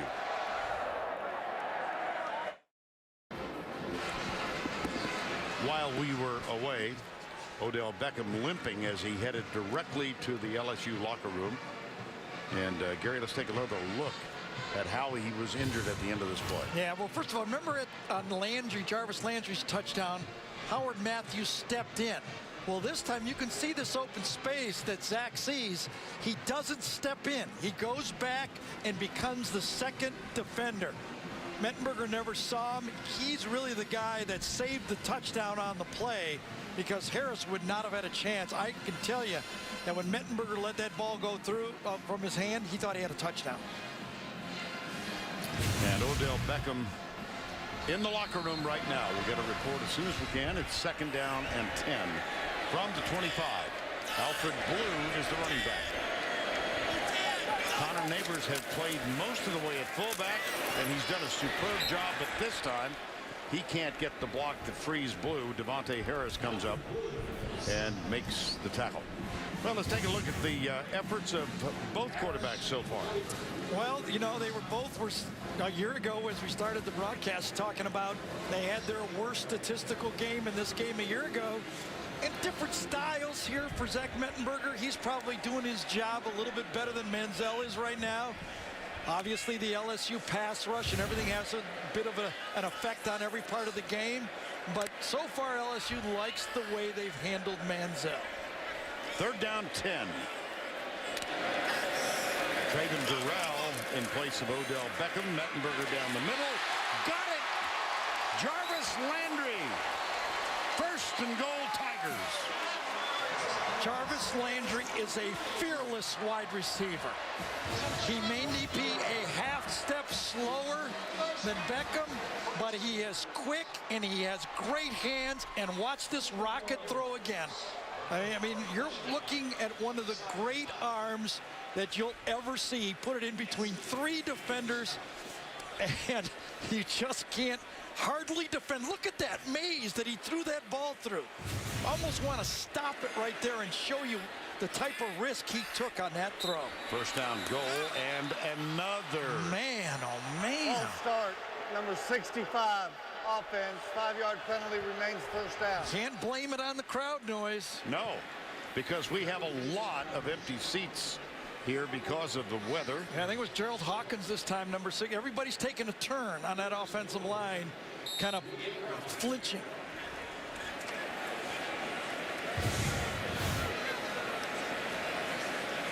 Yep, there it was. Yep.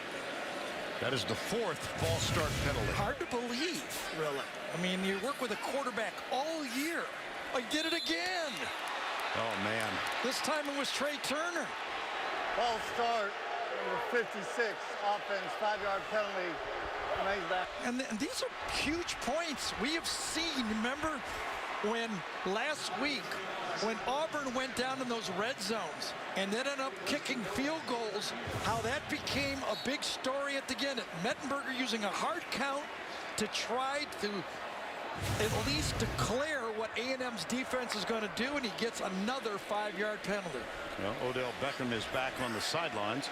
It's one-on-one coverage, excuse me, Vern, to the outside. Hill, the running back. Mettenberger rolls out. He's chased by Stansbury and has to let it go. Incomplete. Logan Stokes, the 3rd-team tight end, was the closest to it.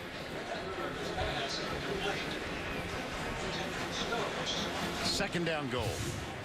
Well, just one more look at that pass. Watch him rip it through this area right here and all the bodies that he's going to gun this ball through. Look at that. 3 different players. And that ball is right. If you don't have a big league arm, you have no chance to complete that throw. And the 11th play of the drive coming up. Beckham back on the field. Up at the top, there are 3 wide receivers. He's the outside man.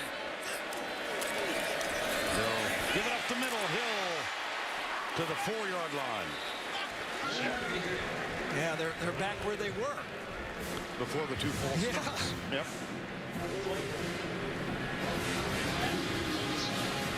Howard Matthews a part of that defensively. So here we go again with a 3rd down, 3rd and goal. 9:20 to go, the opening drive.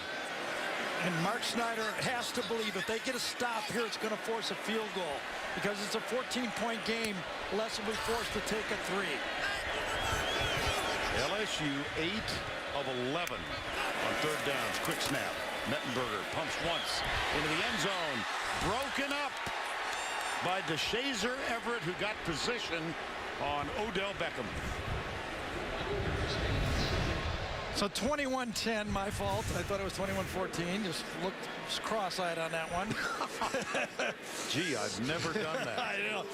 So 11-point game, you got to kick the field goal. I was trying to say they got to make it a 14-point game. Delahousse will kick 10 of 11 for the year. Started by hitting his first 9. That is a school record. And then inexplicably missed from 31 yards out against Furman. Got it. Boy, self-inflicted. You have to believe it. Yep. LSU was almost counting 7 points, and A&M gets a stop.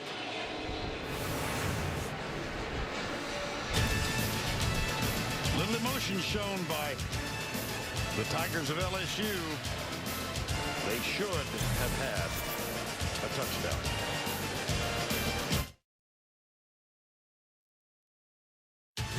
The Home Depot SEC on CBS is sponsored by Enterprise Rent-A-Car, Kia, Chick-fil-A, and by Bud Light. Well, it has become Saturday night in Death Valley. Darkness has descended. The wind has not subsided. All of us looking forward to the conclusion of this one. And then a week from today, we go back to Auburn for the Iron Bowl. About as significant a matchup as ever has been completed, as Alabama #1 against 6th-ranked Auburn next Saturday, 3:30 here on CBS. Some people here are not aware that it's cold. I'm guessing they're not thirsty. I was going to speculate why, but I may stay away from that. James Hairston out of Dallas Jesuit will kick off. Specialist for the LSU Tigers. Trey Williams and Ben Molina are deep into the wind, and those kickoffs have been kind of floating down to about the 10-yard line at the most into the wind.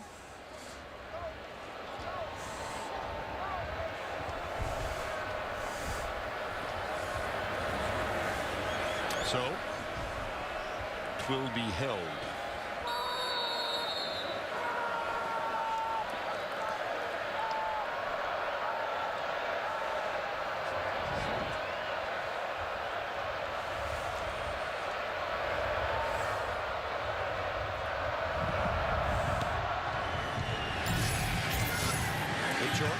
Because of the wind, Trey Williams has it.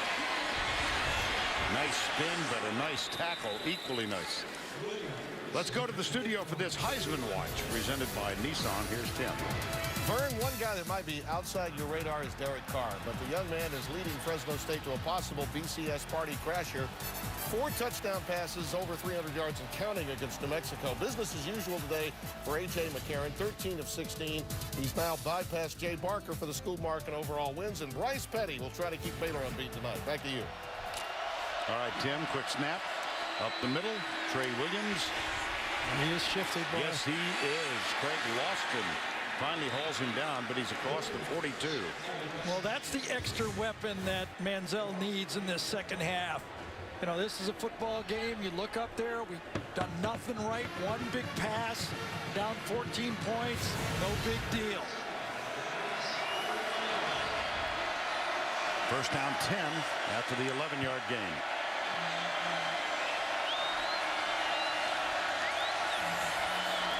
Low snap. Manziel has it. A lot of time. Yep, let it fly. Intended for Darrell Walker. Would have taken a Mettenberger type throw on this one. The ball, remember, it's going downwind and it just kind of sailed on him. Loston just continued into the end zone and then took a knee in the end zone, so he was injured on that defensive effort. A&M kind of wanted a flag on it. I think he Turned, hit him with his shoulder, almost hit him with his arm on the play, to tell you the truth. I think it was a decent pull-off, but Lawson took the brunt of the hit, I guess. Yeah, there might have been an inadvertent helmet-to-helmet collision. Did it hit him with the helmet? Yeah, I think he did not see it. Yeah. See if that is what happened. I saw the A&M bench react. I don't know. I didn't see it there. Maybe a different angle. Yes, it did. Yeah. Glanced off him. I guess Lawson probably just got dizzy on the play. So he is on the sidelines for LSU. 2nd and 10 from the 41-yard line. Tigers lead the Aggies 24-10 midway through the 3rd. Option play, left side, Trey Williams. Was that Great defended? tackle. Was that defended, wasn't it? Might even get holding on Jake Matthews on the play as well. Lamine Barrow smelled out the play. Watch him attack the option. Go wide quickly. He's got Jake Matthews. Does he push him from behind on the play? He does. Pushes him right into the tackle. And a flag.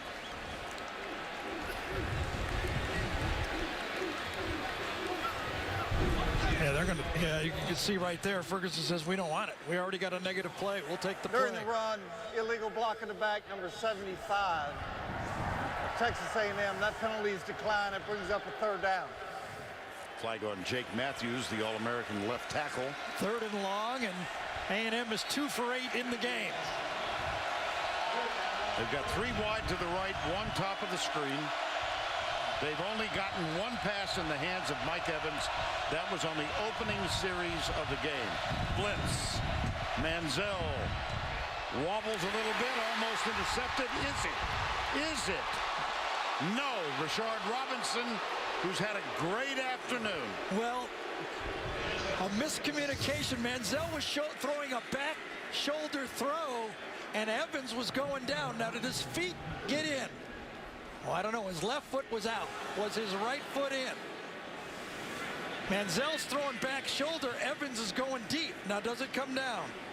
No, I don't think so. I don't think so either.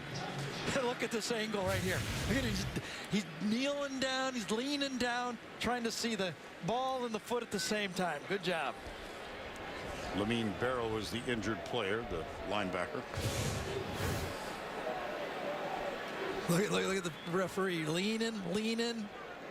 Well, you know, Look at that. Isn't that nice? his right foot might have dragged and made contact right there.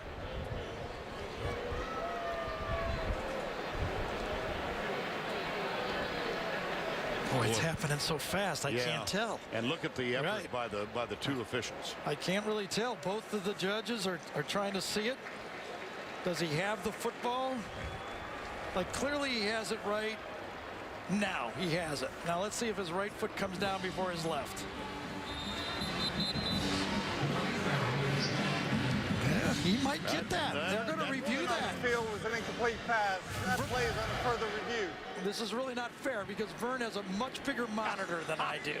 Okay, he saw that as totally not fair. Well, it's one of the benefits of Somebody's seniority. take a shot of this monitor. He might get this. I think so.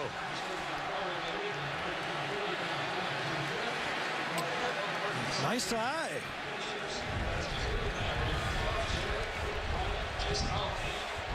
Well, both officials. Did he clearly have the ball? That might be the other part that the replay official is looking at. Did he have total possession? Did he double catch it?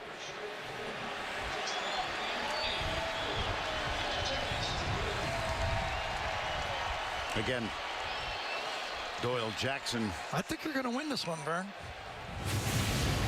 I credit it all to the large monitor.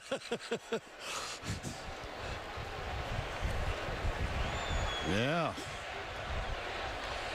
Remember, it was called incomplete on the field, so it has to be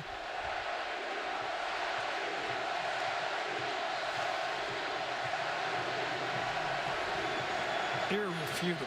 Here's Tom Ritter. A bet it's overturned. After further review, the defender got his feet down inbounds. It is an interception.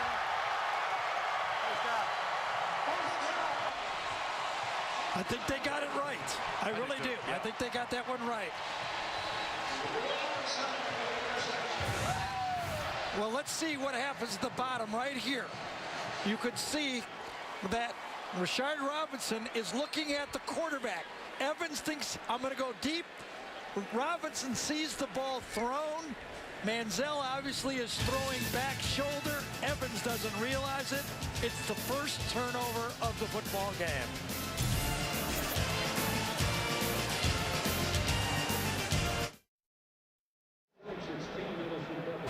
Johnny Manziel, really mediocre numbers today. And that last pass reversed on the original call, turns into an interception. And that leads us to the Duck and his appearance for the first time. The Aflac trivia question. Archie Griffin, the only player to win back-to-back Heisman trophies.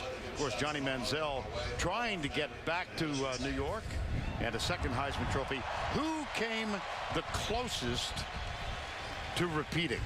That's the Aflac trivia question. Yeah. I don't need a big monitor to know this one. You better know it. First down 10. Alfred Blue is the running back, number 4. It's out to the 45-yard line. Gain of 7. Well, something always pops up in the game that becomes a storyline. You know, we got 2 of the best third down offenses in all of college football. LSU is number 1, A&M is number 4 in the game. LSU has been 8 for 12, A&M 2 for 9 with an interception. And remember the 2 big third down plays for the touchdown. It's been the story of the game. That was a 3rd and 18 conversion into a 19-yard gain that led to a long drive toward the end of the first half. Jarvis Landry. Here's the toss. Nice play inside. Yep. Ivan Robinson, number 89, was the first man there for the game for the Aggies. Yeah, he kind of jumps around this time inside and gets the play. Wow, what a play by Robinson. 3rd and 3. They've got to be cold. Well, you know, I think if you get committed to getting painted, you go with it. I mean, you spend all that time. Was that, did you do that when you were playing? Yeah, right. Did you know people at Purdue who did that? And Christie didn't do that either, to tell you the truth.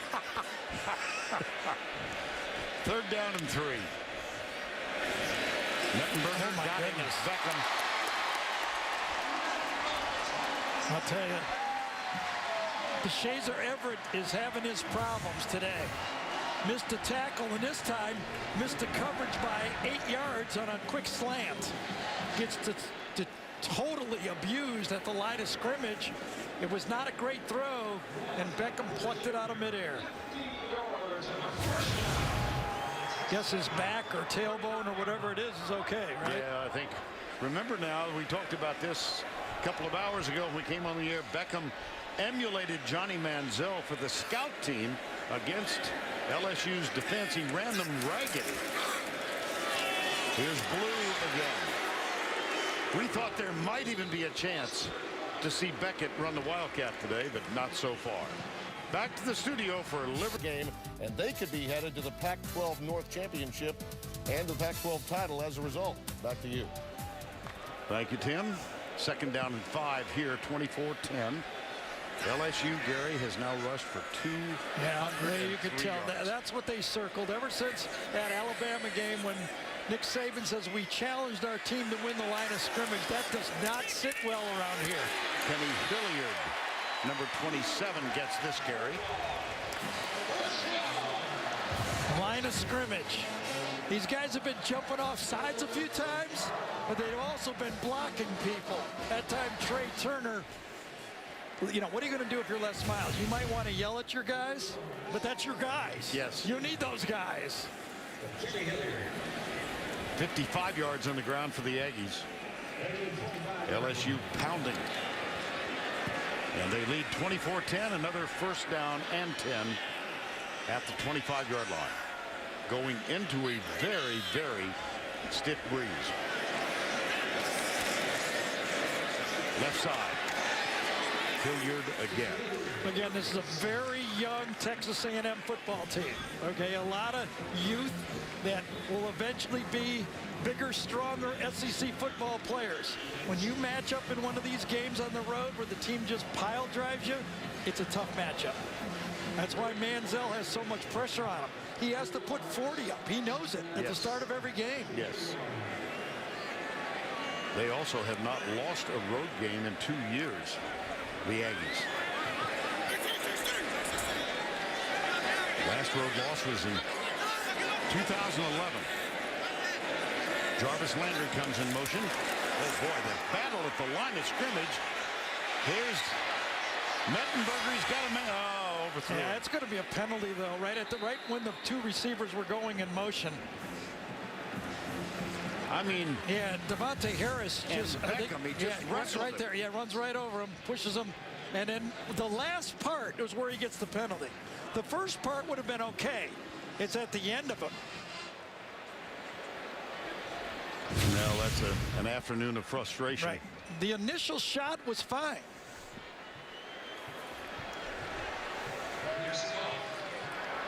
Personal foul, hands to the face, number 1, defense. Half the distance to the goal, first out. Yeah, getting a little coaching on the sidelines.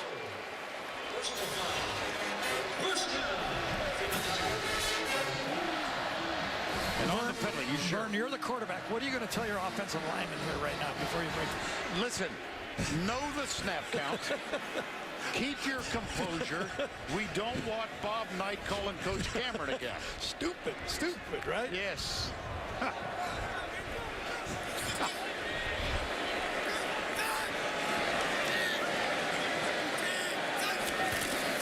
they maintained their composure. Good defense. Good head on.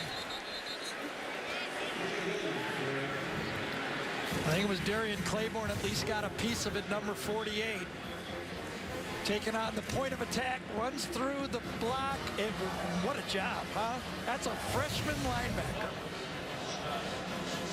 Second down 9. And Devontae Harris still getting lectured on the sidelines. Manziel hasn't seen much of the field in this third quarter. Kenny Hilliard is the deep back. Connor Neighbors has had a fine afternoon at the fullback position. Quick flip. Odell Beckham. Floyd Raven with the tackle. Well, this is just trust. You throw it before you even know he's going to be open. DeShazer Everett says, you know, Devontae, I understand why you hit the guy in the face. I'm tired of him too right now.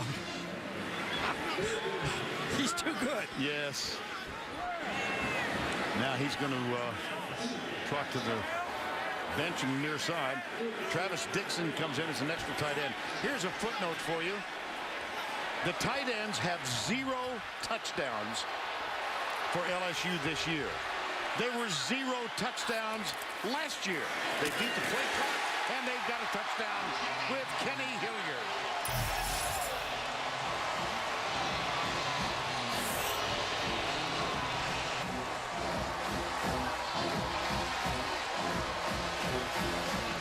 Well, that's the 4th different tailback we've seen run the ball.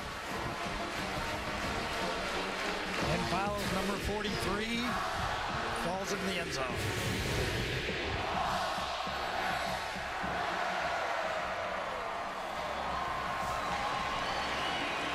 Delahousse with the extra point. Fruget will hold it. Up and through.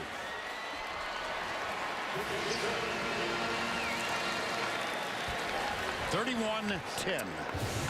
Well, you're pretty much sure what you're going to get. Just follow 43, power back, point of attack, fall into the end zone. This time it was Hilliard. LSU is dominating.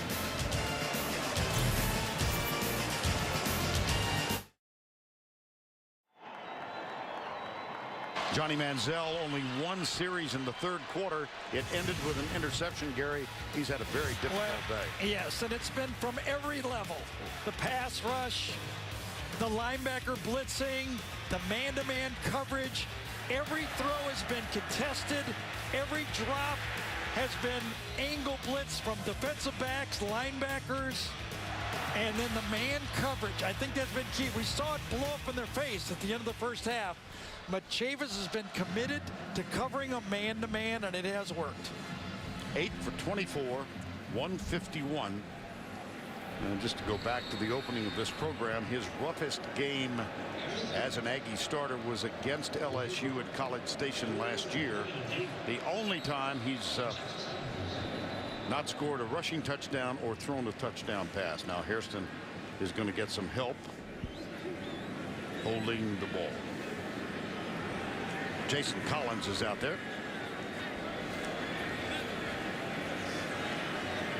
Well, just remember what Les always says, right, Vern? Death Valley at night, where dreams come to die. That's right. There's a lot of dreams still for Johnny Manziel and his football team. Just remember this.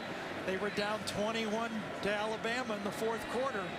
Pulled to within 7. Still a lot of time.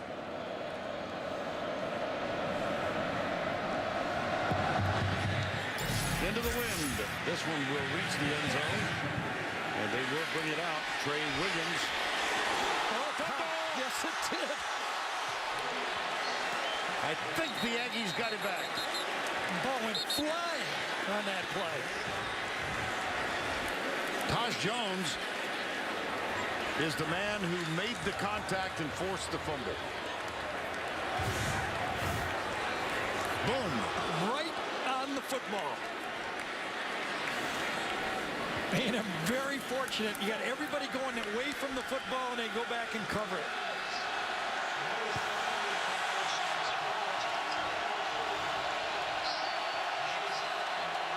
Hairston, the kickoff specialist.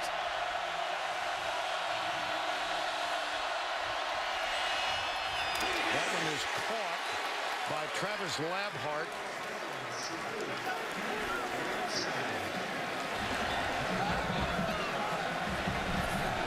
Ricky Jefferson with the tackle.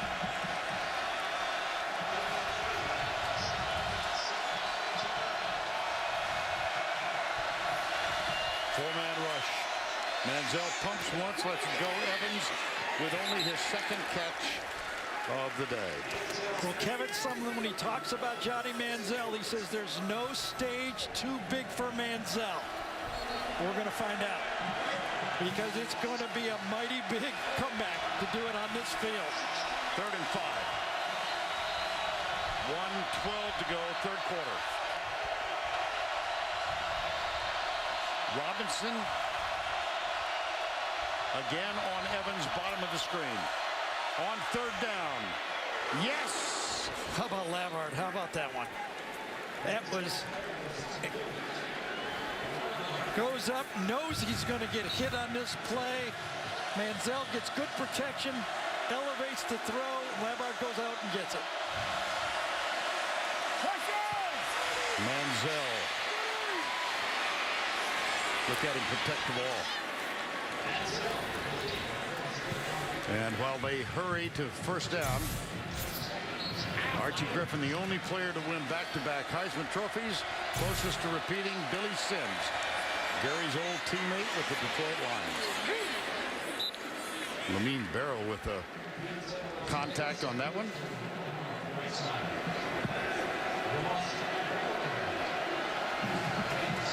As we said, Billy Sims won it in 78, finished second in 79.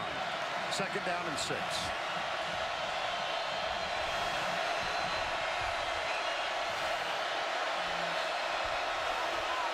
They might not get the play completed before the end of the quarter. Yep. And now they get to go into the wind.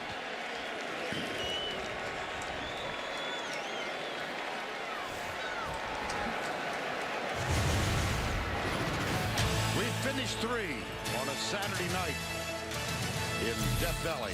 We'll return after this word from your local station.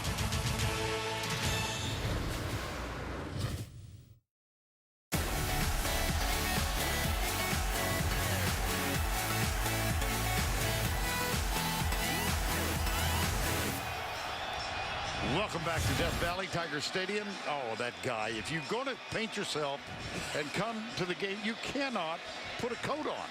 It's against the rules. Well, anyway, it is a little chilly. Fourth quarter, 31-10. Vern Lundquist, Gary Danielson, Tracy Wolfson, and the Aggies with a 2nd down and 6. Here's Manziel near side, and it is complete for the 1st down. Well, we've seen him do it before. Right. What does Johnny Manziel have to do here? I think number one is resist his own urges to try to do too much. Just kind of take a book from Aaron Murray. Just take what's there, make a 1st down, make an easy throw, you know, a little bite of the apple each time, because Manziel's instincts are to go for the big play. I think if he takes what's available, you got to figure LSU's going to back up a half an inch, be happy with, you know, passes completed in front of them, just kind of methodically matriculate the ball down the field. That one's for you. I like that. Visions of Hank Stram dancing in my on head. the pass, number 56 offense, 5-yard penalty, remains 2nd down. The legendary Hank Stram, who was a New Orleans resident when he passed away. Led the Kansas City Chiefs to Super Bowl IV and the victory. The speed of LSU's defense is really a story here. That front 3, the front 4 really are running. 2nd down, 11. Nope. Labhart looking for a flag, doesn't get one. Dwayne Thomas was defending. It'll be 3rd down. Oh, Labhart is saying he grabbed me by the jersey just as he turned. I think he did. 3rd and 11. Early moments, 4th quarter.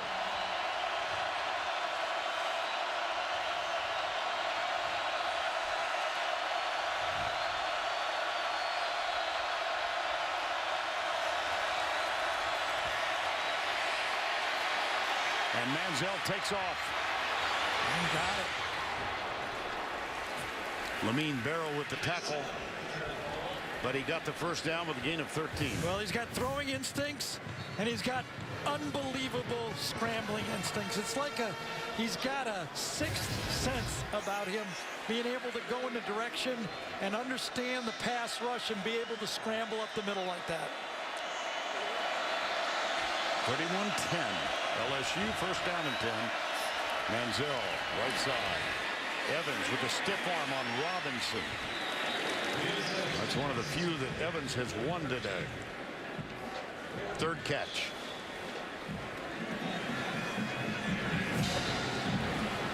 Second and 7.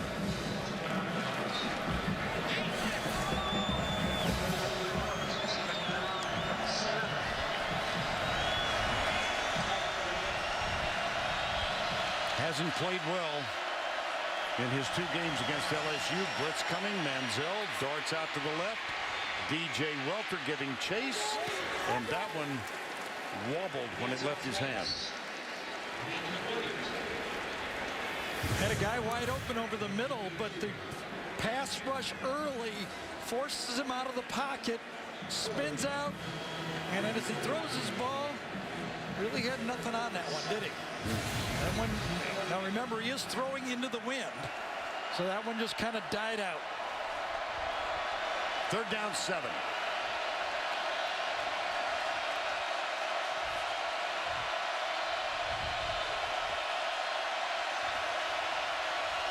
Corner blitz. Little set up. They try the screen, but no, sir. Brandon Williams got the ball. Yeah, Deion Jones was all over that. Right.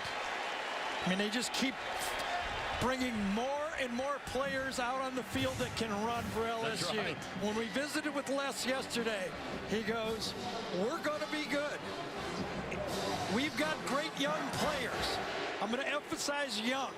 And we're going to get better and better and better. This program is in great shape. It's exactly what he told us. Drew Kaiser with the punt. Odell Beckham back. Will let it bounce, and it goes into the end zone. Touchback.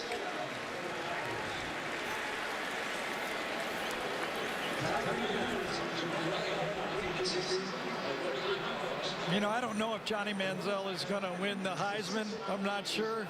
But that guy is a great football player. You gotta give it to him. He's carried this team for 2 years.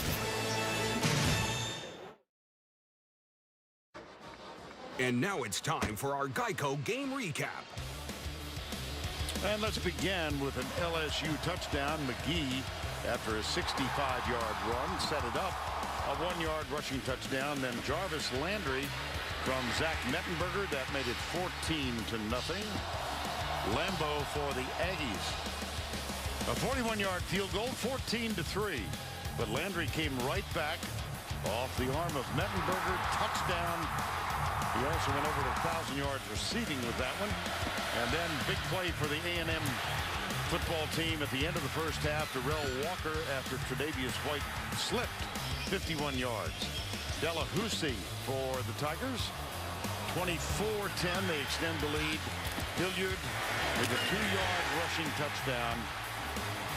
31-10. And that's where we are right now. You can see a lot of the empty seats. People showing that there are wise folks who live in Baton Rouge. Well, as Zach Mettenberger comes on the field, you can't help but think about Manziel. All the pressure on him. I was talking about it during the TV break. You know, not only does he have to do all the throwing, he's the leading rusher in the game. He's got 60 yards. The running backs have 20, basically. Right. I mean, that's a lot of pressure to come in and out every game and do it.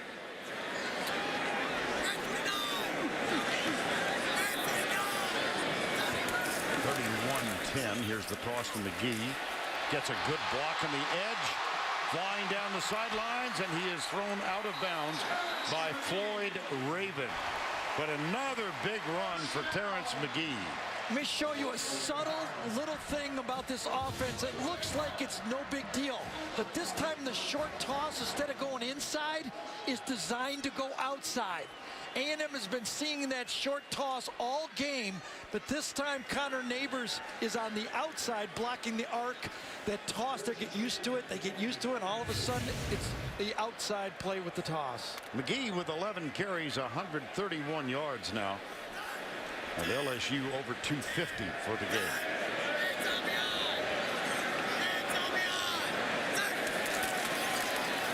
There's Neighbors leading the way through again. And the ball down at the 35-yard line. Let's go back to the studio for this. We'll all be out in Atlanta. Back to you. All right, thank you, Tim. Second down and 2. Yeah, another one of those talented quarterbacks. I mean, he's got a load of physical ability. Look forward to having Tim with us in Atlanta. Yep.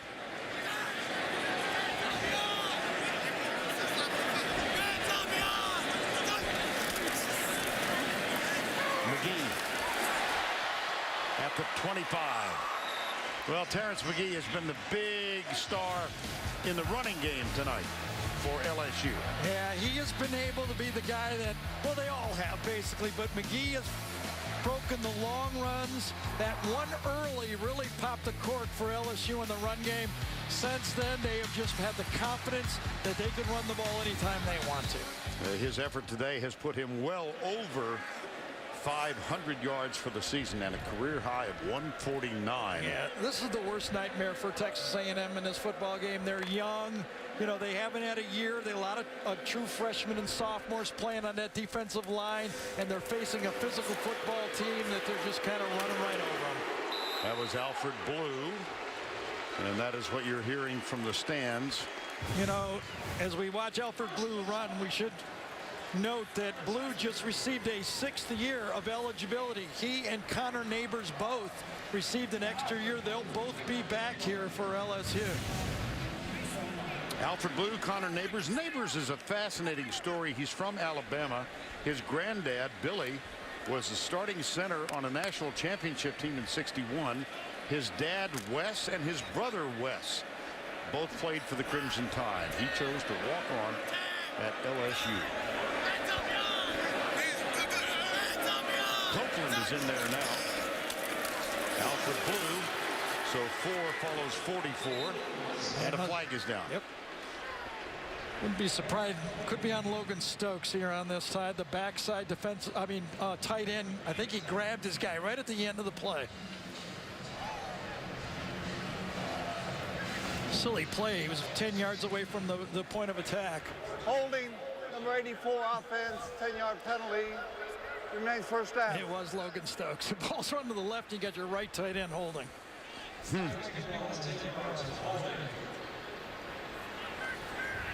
Well, the SEC West will come down to Alabama, Auburn. The SEC East, Missouri and South Carolina. And Missouri has an important game tonight. They must win at Ole Miss. A Missouri loss, and they do have A&M at home next week. But a Missouri loss tonight would give South Carolina the championship based on the tiebreaker. A double overtime victory by the Gamecocks at Missouri earlier. Toss, blue, Copeland. And of course, it's been a tough year for the Missouri quarterbacks, but James Franklin healthy again. Matty Mock has played so well in relief. But I like what Gary's doing. Gary Finkel coming back with his starter, James Franklin. Now, if it was earlier in the year, you know, and they had 8-9 games, you might over time have a few arguments and a bit of a, you know, the fans taking sides. But I think when you're pointed for a championship, you got 2 games to go, you can survive it. So I like going back, and Mock did his job as the backup quarterback. Second down, 14. Play action, Mettenberger got him open. Beckham knocked away at the last minute by Devontae Harris. They've had look at Beckham. Now Devontae Harris might have grabbed him 12 times, but he got away with it. They've been playing the slant pass all day, so now they went slant and go to the back of the end zone, and whether he grabbed them or not, they didn't call it. I'd say he grabbed him. Yep, grabbed that right arm again. Remember, he started out the game doing that? Devontae Harris is good at that. He doesn't get caught. He's sneaky. Good corners are sneaky. That's the key to it all. Yep. Hey, they're going to let me play that way? Yep. I'll keep playing that way. 3rd and 14. Hilliard, the running back. Not much. Well, the penalty again forces a field goal in this situation. Downwind. Delahousse will come on to kick it. Alonzo Williams and Ravens. 4th down, 13. Put it right in the center with that run, didn't they? Field goal unit is in. 35 yards officially. They do have that fake where they loop it over their head sometimes. I've seen them do it and practice it many times. And we've seen them do it in the game. But no need here. Field goal attempt. Up and through. And with 3 seconds shy of 8 minutes to go, LSU leads Texas A&M. Johnny Manziel has not been on the field for much of the second half.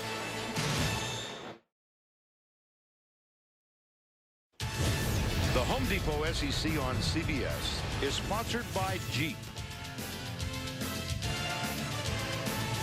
Red Lobster, USAA, and by K Jewelers. We are back in Baton Rouge, and now Red Lobster presents today's Scholar Athlete. Red Lobster honors James Hairston. He played high school football at Dallas Jesuit, and Red Lobster's commitment to the investment of our future is shown by donating $1,000 to LSU's General Scholarship Fund. James Hairston's alma mater, Dallas Jesuit, played in the Cotton Bowl today in the state high school playoffs. They played Rockwall. Here's the significance. That's the house that Doak built. Doak Walker's grandson, Zach Walker, one of the stars of Dallas Jesuit right now. There you go. So what a thrill for him to get to play where his grandfather played in 48 and 49. And just one more line about Hairston. Remember, his girlfriend attends Alabama. Here's Hairston's kickoff. Taken at the goal line by Trey Williams.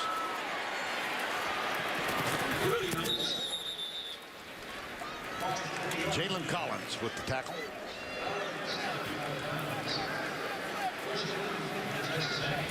Largest deficit this season. Previously, they were down, as Gary said a while ago, at home to Alabama, wound up losing by 7. Their last road loss, November 12th, 2011, in Manhattan, Kansas, 53-50 in overtime to K-State. Well, what a defensive game so far this LSU defense is having. Two freshmen, true freshman corners played the whole game. Their athleticism has given Manziel problems, and A&M has shot themselves in the foot like that play right there with two receivers in the same spot. That's Ricky Jefferson, another of the freshmen. He didn't start, but he's getting extensive playing time. And of course, one of the defensive stars today has been Rashard Robinson, number 21, who has spent much of the day matched up with Mike Evans. Well, remember, this team's averaging close to 600 yards a game, third in the country. Manziel. That ball is beautiful. Yeah. He's got great timing. You have to give it to him. You really do. He doesn't throw it like Mettenberger. It's a different style. He sees the spaces, leads the receiver to it. I mean, there's different ways to skin a cat. Looked like Daniil Hunter might have gotten a hand on that, and this play whistled. It'll be 1st and 15. Yep. False start. Offense. Not all 11 players were set prior to the snap. It's a 5-yard penalty. First down. Well, you know, guys like playing against the best. And I tell you, when we interviewed the players yesterday, we talked to them. Anthony Johnson said, I'm ready to play against Johnny. Yeah. I mean, they really got fired up to play this game because of Johnny Manziel. Got him from behind. Jermario Rasco. I think Rasco's right there. And interesting, the different styles, because Chavis rushes a slot defensive back, it forces the tackle to take the defensive end, and Rasco goes on the guard. It's a matchup that is working because of the defensive system that Chavis is using. Second down, 21, so a penalty and a sack. Here's Manziel overthrown. Incomplete. Travis Labhart was the intended receiver.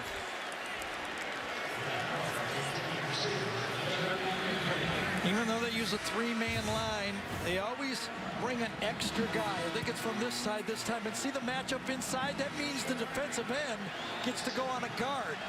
It happened the opposite way the play before, and that's how Rasco got the sack.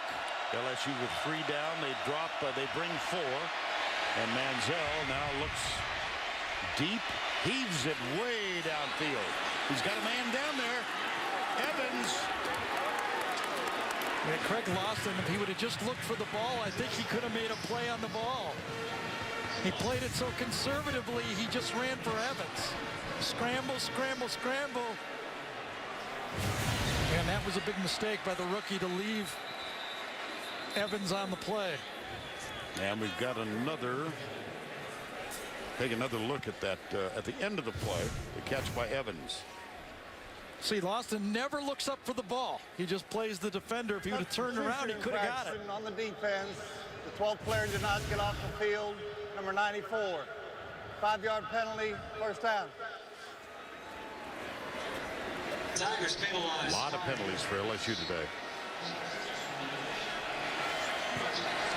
First down 5 at the 25. Good protection, Manziel. Close. Oh, they're going to call it. They're going to call it. That's Tre'Davious White, another of those freshmen, true freshmen to whom Gary referred. Darrell Walker, the intended receiver. Yep, got there about a half second too early, didn't he? He needs to talk to Devontae Harris and learn. Well, remember, if I was LSU, I'd be grabbing my onside kick return team and get ready, because if they score here, we're going to get one. Pass interference, number 16 defense, 15-yard penalty, first down. Just imagine for those defensive backs, the freshmen matching up against these two guys. They were watching these games on TV last year. And now they're going up against Manziel, covering some great receivers. See the comparative stats for each. Two of the outstanding quarterbacks in the SEC in a year in which quarterbacks have been dominant in this conference. First and goal. Manziel off his back foot. Oh, that caught. I was looking for a flag. I didn't think he caught it. And Mike Evans gets it over Rashard Robinson. Did the ball bounce or not? It was really close to hitting the turf.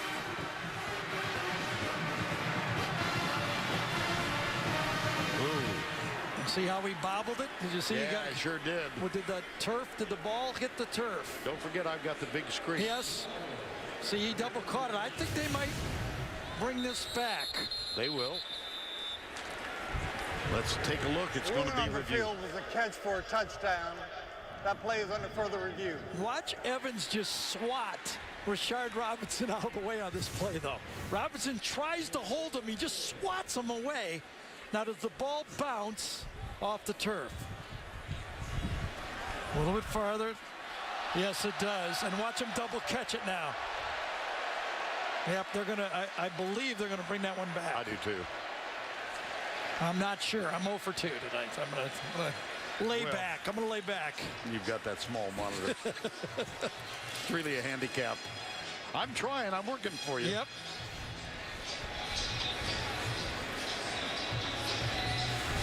Boy, he just swats him away, doesn't he?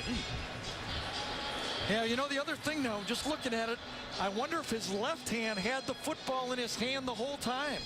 And he didn't really bobble it. He just held it with one hand. Well, let's see. That was less reacting to the big screen view. Does it catch? Does it hit the ground? Yes, it does. I think so. He has it in his left hand, and then he switches it to his right hand. I think it's going to come back. We are in agreement. We agree? Yes, we do. Quite often we do. He does control it with his left hand, though. I have to give him that. After further review, the pass is incomplete. It'll be second down, goal to go at the 10-yard line. The clock will start on the snap. He sure is physical, though. I'll tell you, he is going to be a weapon. You know, he's obviously at this level. I think he's going to be able to do the same thing at the next level.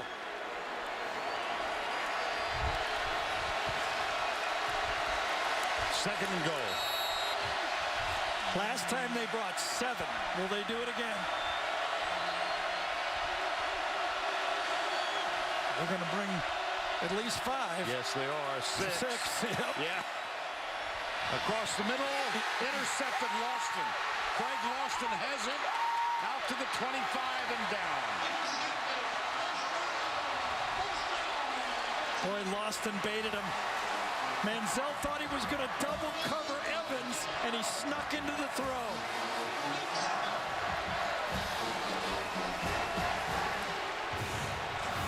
See, he believes the double coverage is coming this way, but he sneaks across and makes the interception.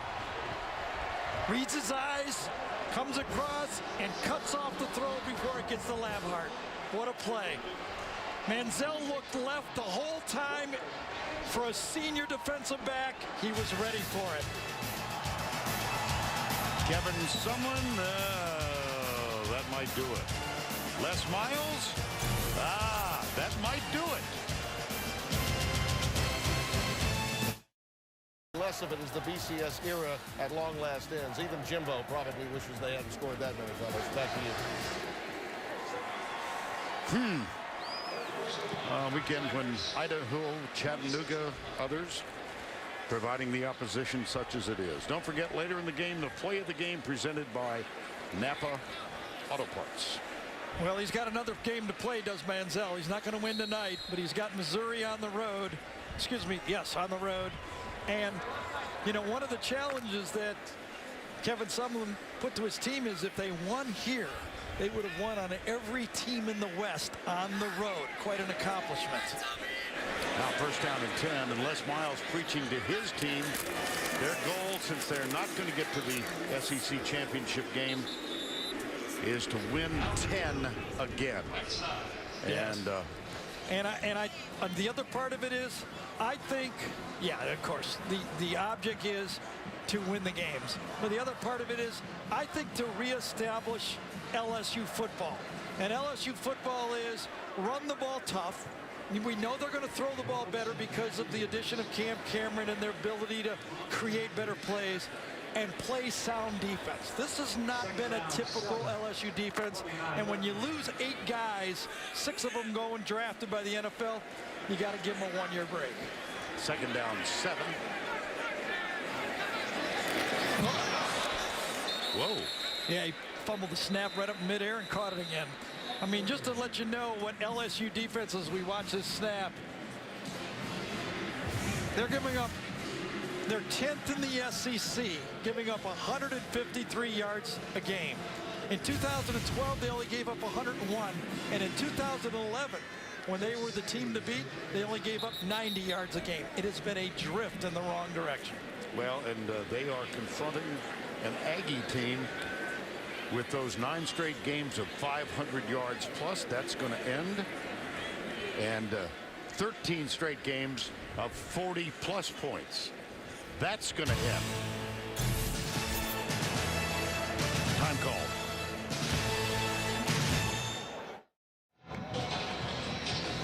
Now, you've heard Gary talk about Zach Mettenberger tonight. No doubt you think he'll be a great pro. How about the other quarterbacks in the SEC? All year I've been asked questions about what maybe the ceiling, what could be the best you think these guys are. For me, A.J. McCarron, yeah, I could project him being a Phil Simms. Played for a tough coach, understands being able to throw under pressure through a running game.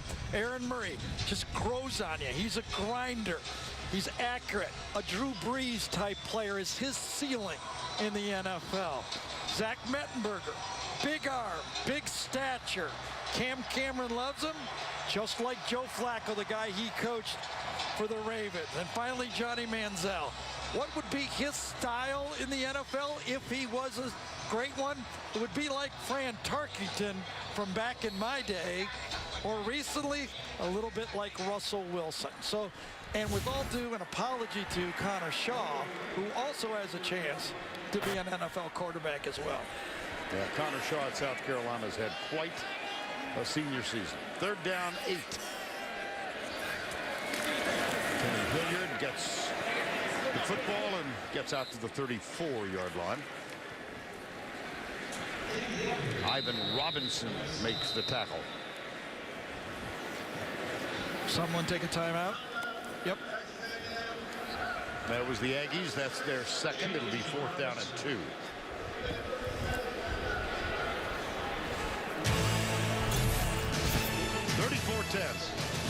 Tigers.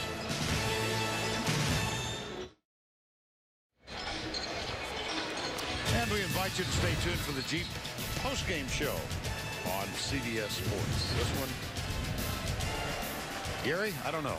You and me, I don't think so. Jamie Keene with the punt, taken with a fair catch at the 10 by Devontae Harris. 56-yard punt by another of the Aussie punters in college football. Well, he had one shank, so his average doesn't look good, but besides that, it was all right. Yeah, he's not going to talk about that 13-yarder. Here's Manziel. 4:50 to go. Well, his Heisman hopes have taken and obviously, you know, with all the news and all the talk that's going on from Jameis Winston, A.J. McCarron with the big stage, 2 more games. I've been kind of touting McCarron all year. At the end of the year, he's going to get the stage. He goes undefeated again. He's got a great opportunity, I believe. Manziel. Nope. Well, A.J. McCarron will be on stage next Saturday when we take our traveling crew to Auburn for one of the most anticipated Iron Bowls ever. Alabama undefeated with McCarron the leader. Auburn, Nick Marshall had the miracle from Marshall last week. Another nice move between Ego Ferguson and Johnny Manziel. They're going to start dating one more time. Well, that will not be the case for these fellas. Nope. Nor the fans. No. There's nothing quite like it, is No. there? The enmity between the Auburn fans and the Alabama fans is almost indescribable. Got it. No, Dropped it. Did he have possession? I don't think so. Nope, incomplete. Well, you can't throw it any better. This is a drop, but I think, wasn't it Walker Early that had the 4th down drop? Of the two, the first drop was the one he'd like to have back. A&M scored 10 in the first half. They're still stuck on that number. I mean, it's been one play, basically. I mean, what a defensive effort by this LSU team. Got to give a lot of credit to John Chavis, the type of players he's recruited, the way he's built this defense. They were young. They made mistakes early.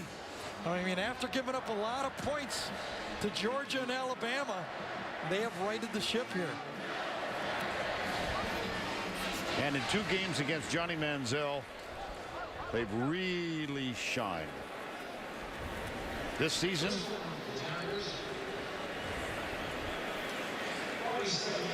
yep, 16 for 41. Yep. You know, something that Kevin Sumlin said to Tracy really piqued my interest when she asked him about his hand. And Kevin said, oh, that's something we've been dealing with all year. Now, I wonder if that's something from that shoulder that he got hit, and it gives him a little tingling in his hand as he gets hit through the game. Because we did not see anything where he hit a helmet or anything.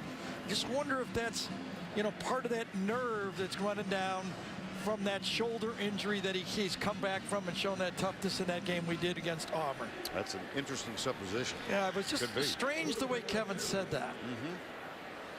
Second down, 8. Going to get a heavy dose of keeping it on the ground here. LSU, of course, at home next Friday against Arkansas.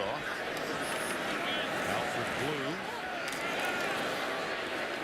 You know, and this has always been, you know, I mean, sometimes the spread up-tempo team carries the day, but just as effective someday is the power run the ball between the tackles. As I've said, both systems can work. There's no magic wand. Like, you have to go up-tempo to win. There's still different ways to do it, especially for these elite teams like LSU, Alabama. You know, you can line up and just run over people. Tigers have now gone for 306 yards rushing. And you can almost hear 2 weeks of talking that Miles said to his team, Alabama put it right to us. Nick challenged his players at halftime, and they won the line of scrimmage. That can't happen at LSU.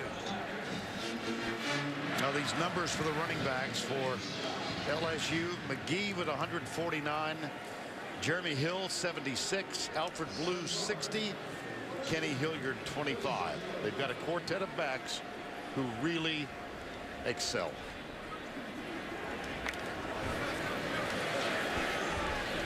Blue is out there right now. Melvin Jones gets a chance at the fullback spot.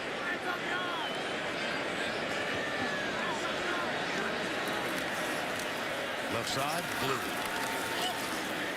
Not much. Well, Vern, we wanted to go back. Remember how we opened up the game with Zach Mettenberger, the last series of Alabama. Now, I'm not really, you know, saying this is all Zach. There's a lot of tough guys on the field. But I think this example, when you've got a tough quarterback, that just sends reverberations through your whole football team. That's the way you win championships. Yes, you got to throw it. Yes, you got to finesse it. But most of all, you got to have toughness to win a championship. Well, he's been looking for a signature win. possibly this one. Yeah, he's played well in those big games, Yeah. obviously. Murray beats him with the throw against Georgia. He couldn't play any better than that game. Thought he had Alabama last year. Thought he had him beat. Didn't do it. Come back by A.J. McCarron on the screen pass. I mean, he's a couple of throws away from playing for championships.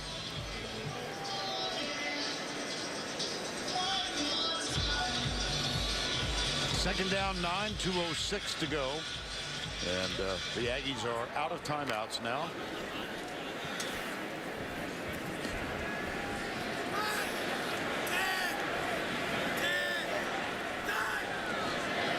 This should be Hilliard. And it is. Wow. That play right there tells you the story of the whole game right there. Yep. And they have run the ball for, what, 325, 326 yards. I got to believe almost 300 of them have come right between the tackles. I agree. Right? Yes, absolutely. I mean, imagine that. Running the ball for 300 yards. I mean, there's a lot of story here. You know, there's a young defense for A&M. This is a challenged offense for LSU that was challenged to run the ball between the tackles, but it was a bad matchup. Manziel did not have his best game, and there you go right there. Look at that. 46 runs up the middle, only 7 to either edge. And they found the formula.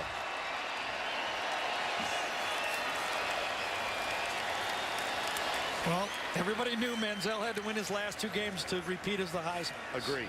Right? Totally agree. So they take a hit today, those chances. I think early in the game, too many mistakes. A couple of decisions not to go to Evans, a couple of drop balls. They never really got back on serve.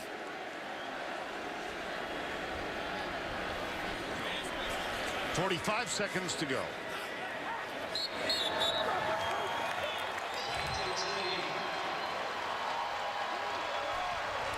Les Miles. Well, he's going to stay on the sidelines for the final 30. 3rd and 13. Odell Beckham.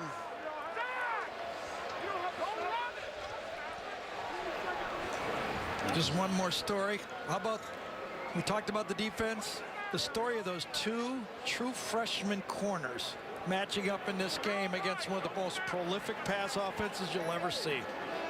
Rashard Robinson, Tre'Davious White. Robinson, number 21, and then here comes the crowd.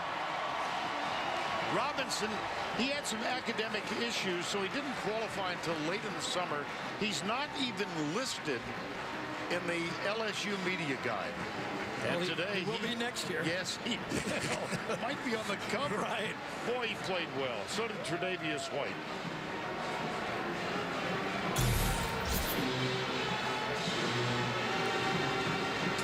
A lot of respect there. Yep. Johnny Manziel, Jarvis Landry, Odell Beckham, Johnny Manziel. Shouldn't surprise you that we've decided the players of the game are Rashard Robinson and Tre'Davious White. They really defended well. And let's go down to Tracy, who's with a couple of other Tigers. You betcha. Let me start with Zach. And just coming off that Alabama loss, how bad did you want this coming against A&M and Johnny Manziel, you know, the Heisman winner? Yeah, I think, you know, it's been so long without a win here that it really didn't matter who we played or who we played on that team. You know, Texas A&M is a great squad, but we came out and played ball today and got a win. What can you say about the offensive line? Because your run game was the key tonight. Coach Miles and Coach Cameron, Coach Stud, and myself really all challenged them to play their best game, and yeah, I think that's pretty obvious they did that. Well, congratulations. Let me turn it over to Les now. And the defense, really the story of the game and the job they did against Johnny Manziel. We talked about it at halftime. What can you say about their performance tonight? Well, first, John Chavis just did a magnificent job in orchestrating, you know, defense against a real quality quarterback. That guy's special. And I got to tell you something. The head coach, you know, kind of moving at him. He says, hey, Coach, I got this one, and he did. And how about Odell Beckham helping you out? How much did that help? Well, Odell, I want you to know something. I would think, and John would say this, that, boy, we just got used to the speed of the game right away, and that was the difference. Well, enjoy the win. Congratulations. I promise you we will. See ya. Hey, they challenged him. Even the quarterback challenged the offensive line. That was a great interview. And hear that last little challenge from Mettenberger as well. Well, in excess of 300 yards on the ground, and the tone of the game set by McGee early in the ball game. Here's the call. The Napa Auto Parts play of the game. Jim Hawthorne with the call. High formation, Mettenberger under center. And he hands the ball away and breaking it across the line of scrimmage and off to the races, and there's nobody that's going to get him. This is McGee. He's going to take it the distance. Oh, no! They got him at the 1-yard line. Well, it set the tone early on. That led to the first touchdown of the ball game. And the LSU Tigers win it going away 34-10 over the Aggies of Texas A&M. This one all LSU next Friday. They are here against Arkansas. Our crew will move down to Auburn. Boy, we are looking forward to this one. Alabama and Auburn a week from today. For Gary Danielson, Tracy Wolfson, I'm Vern Lundquist saying so long from Baton Rouge. The Jeep postgame show is up next after these messages and a word from your local station.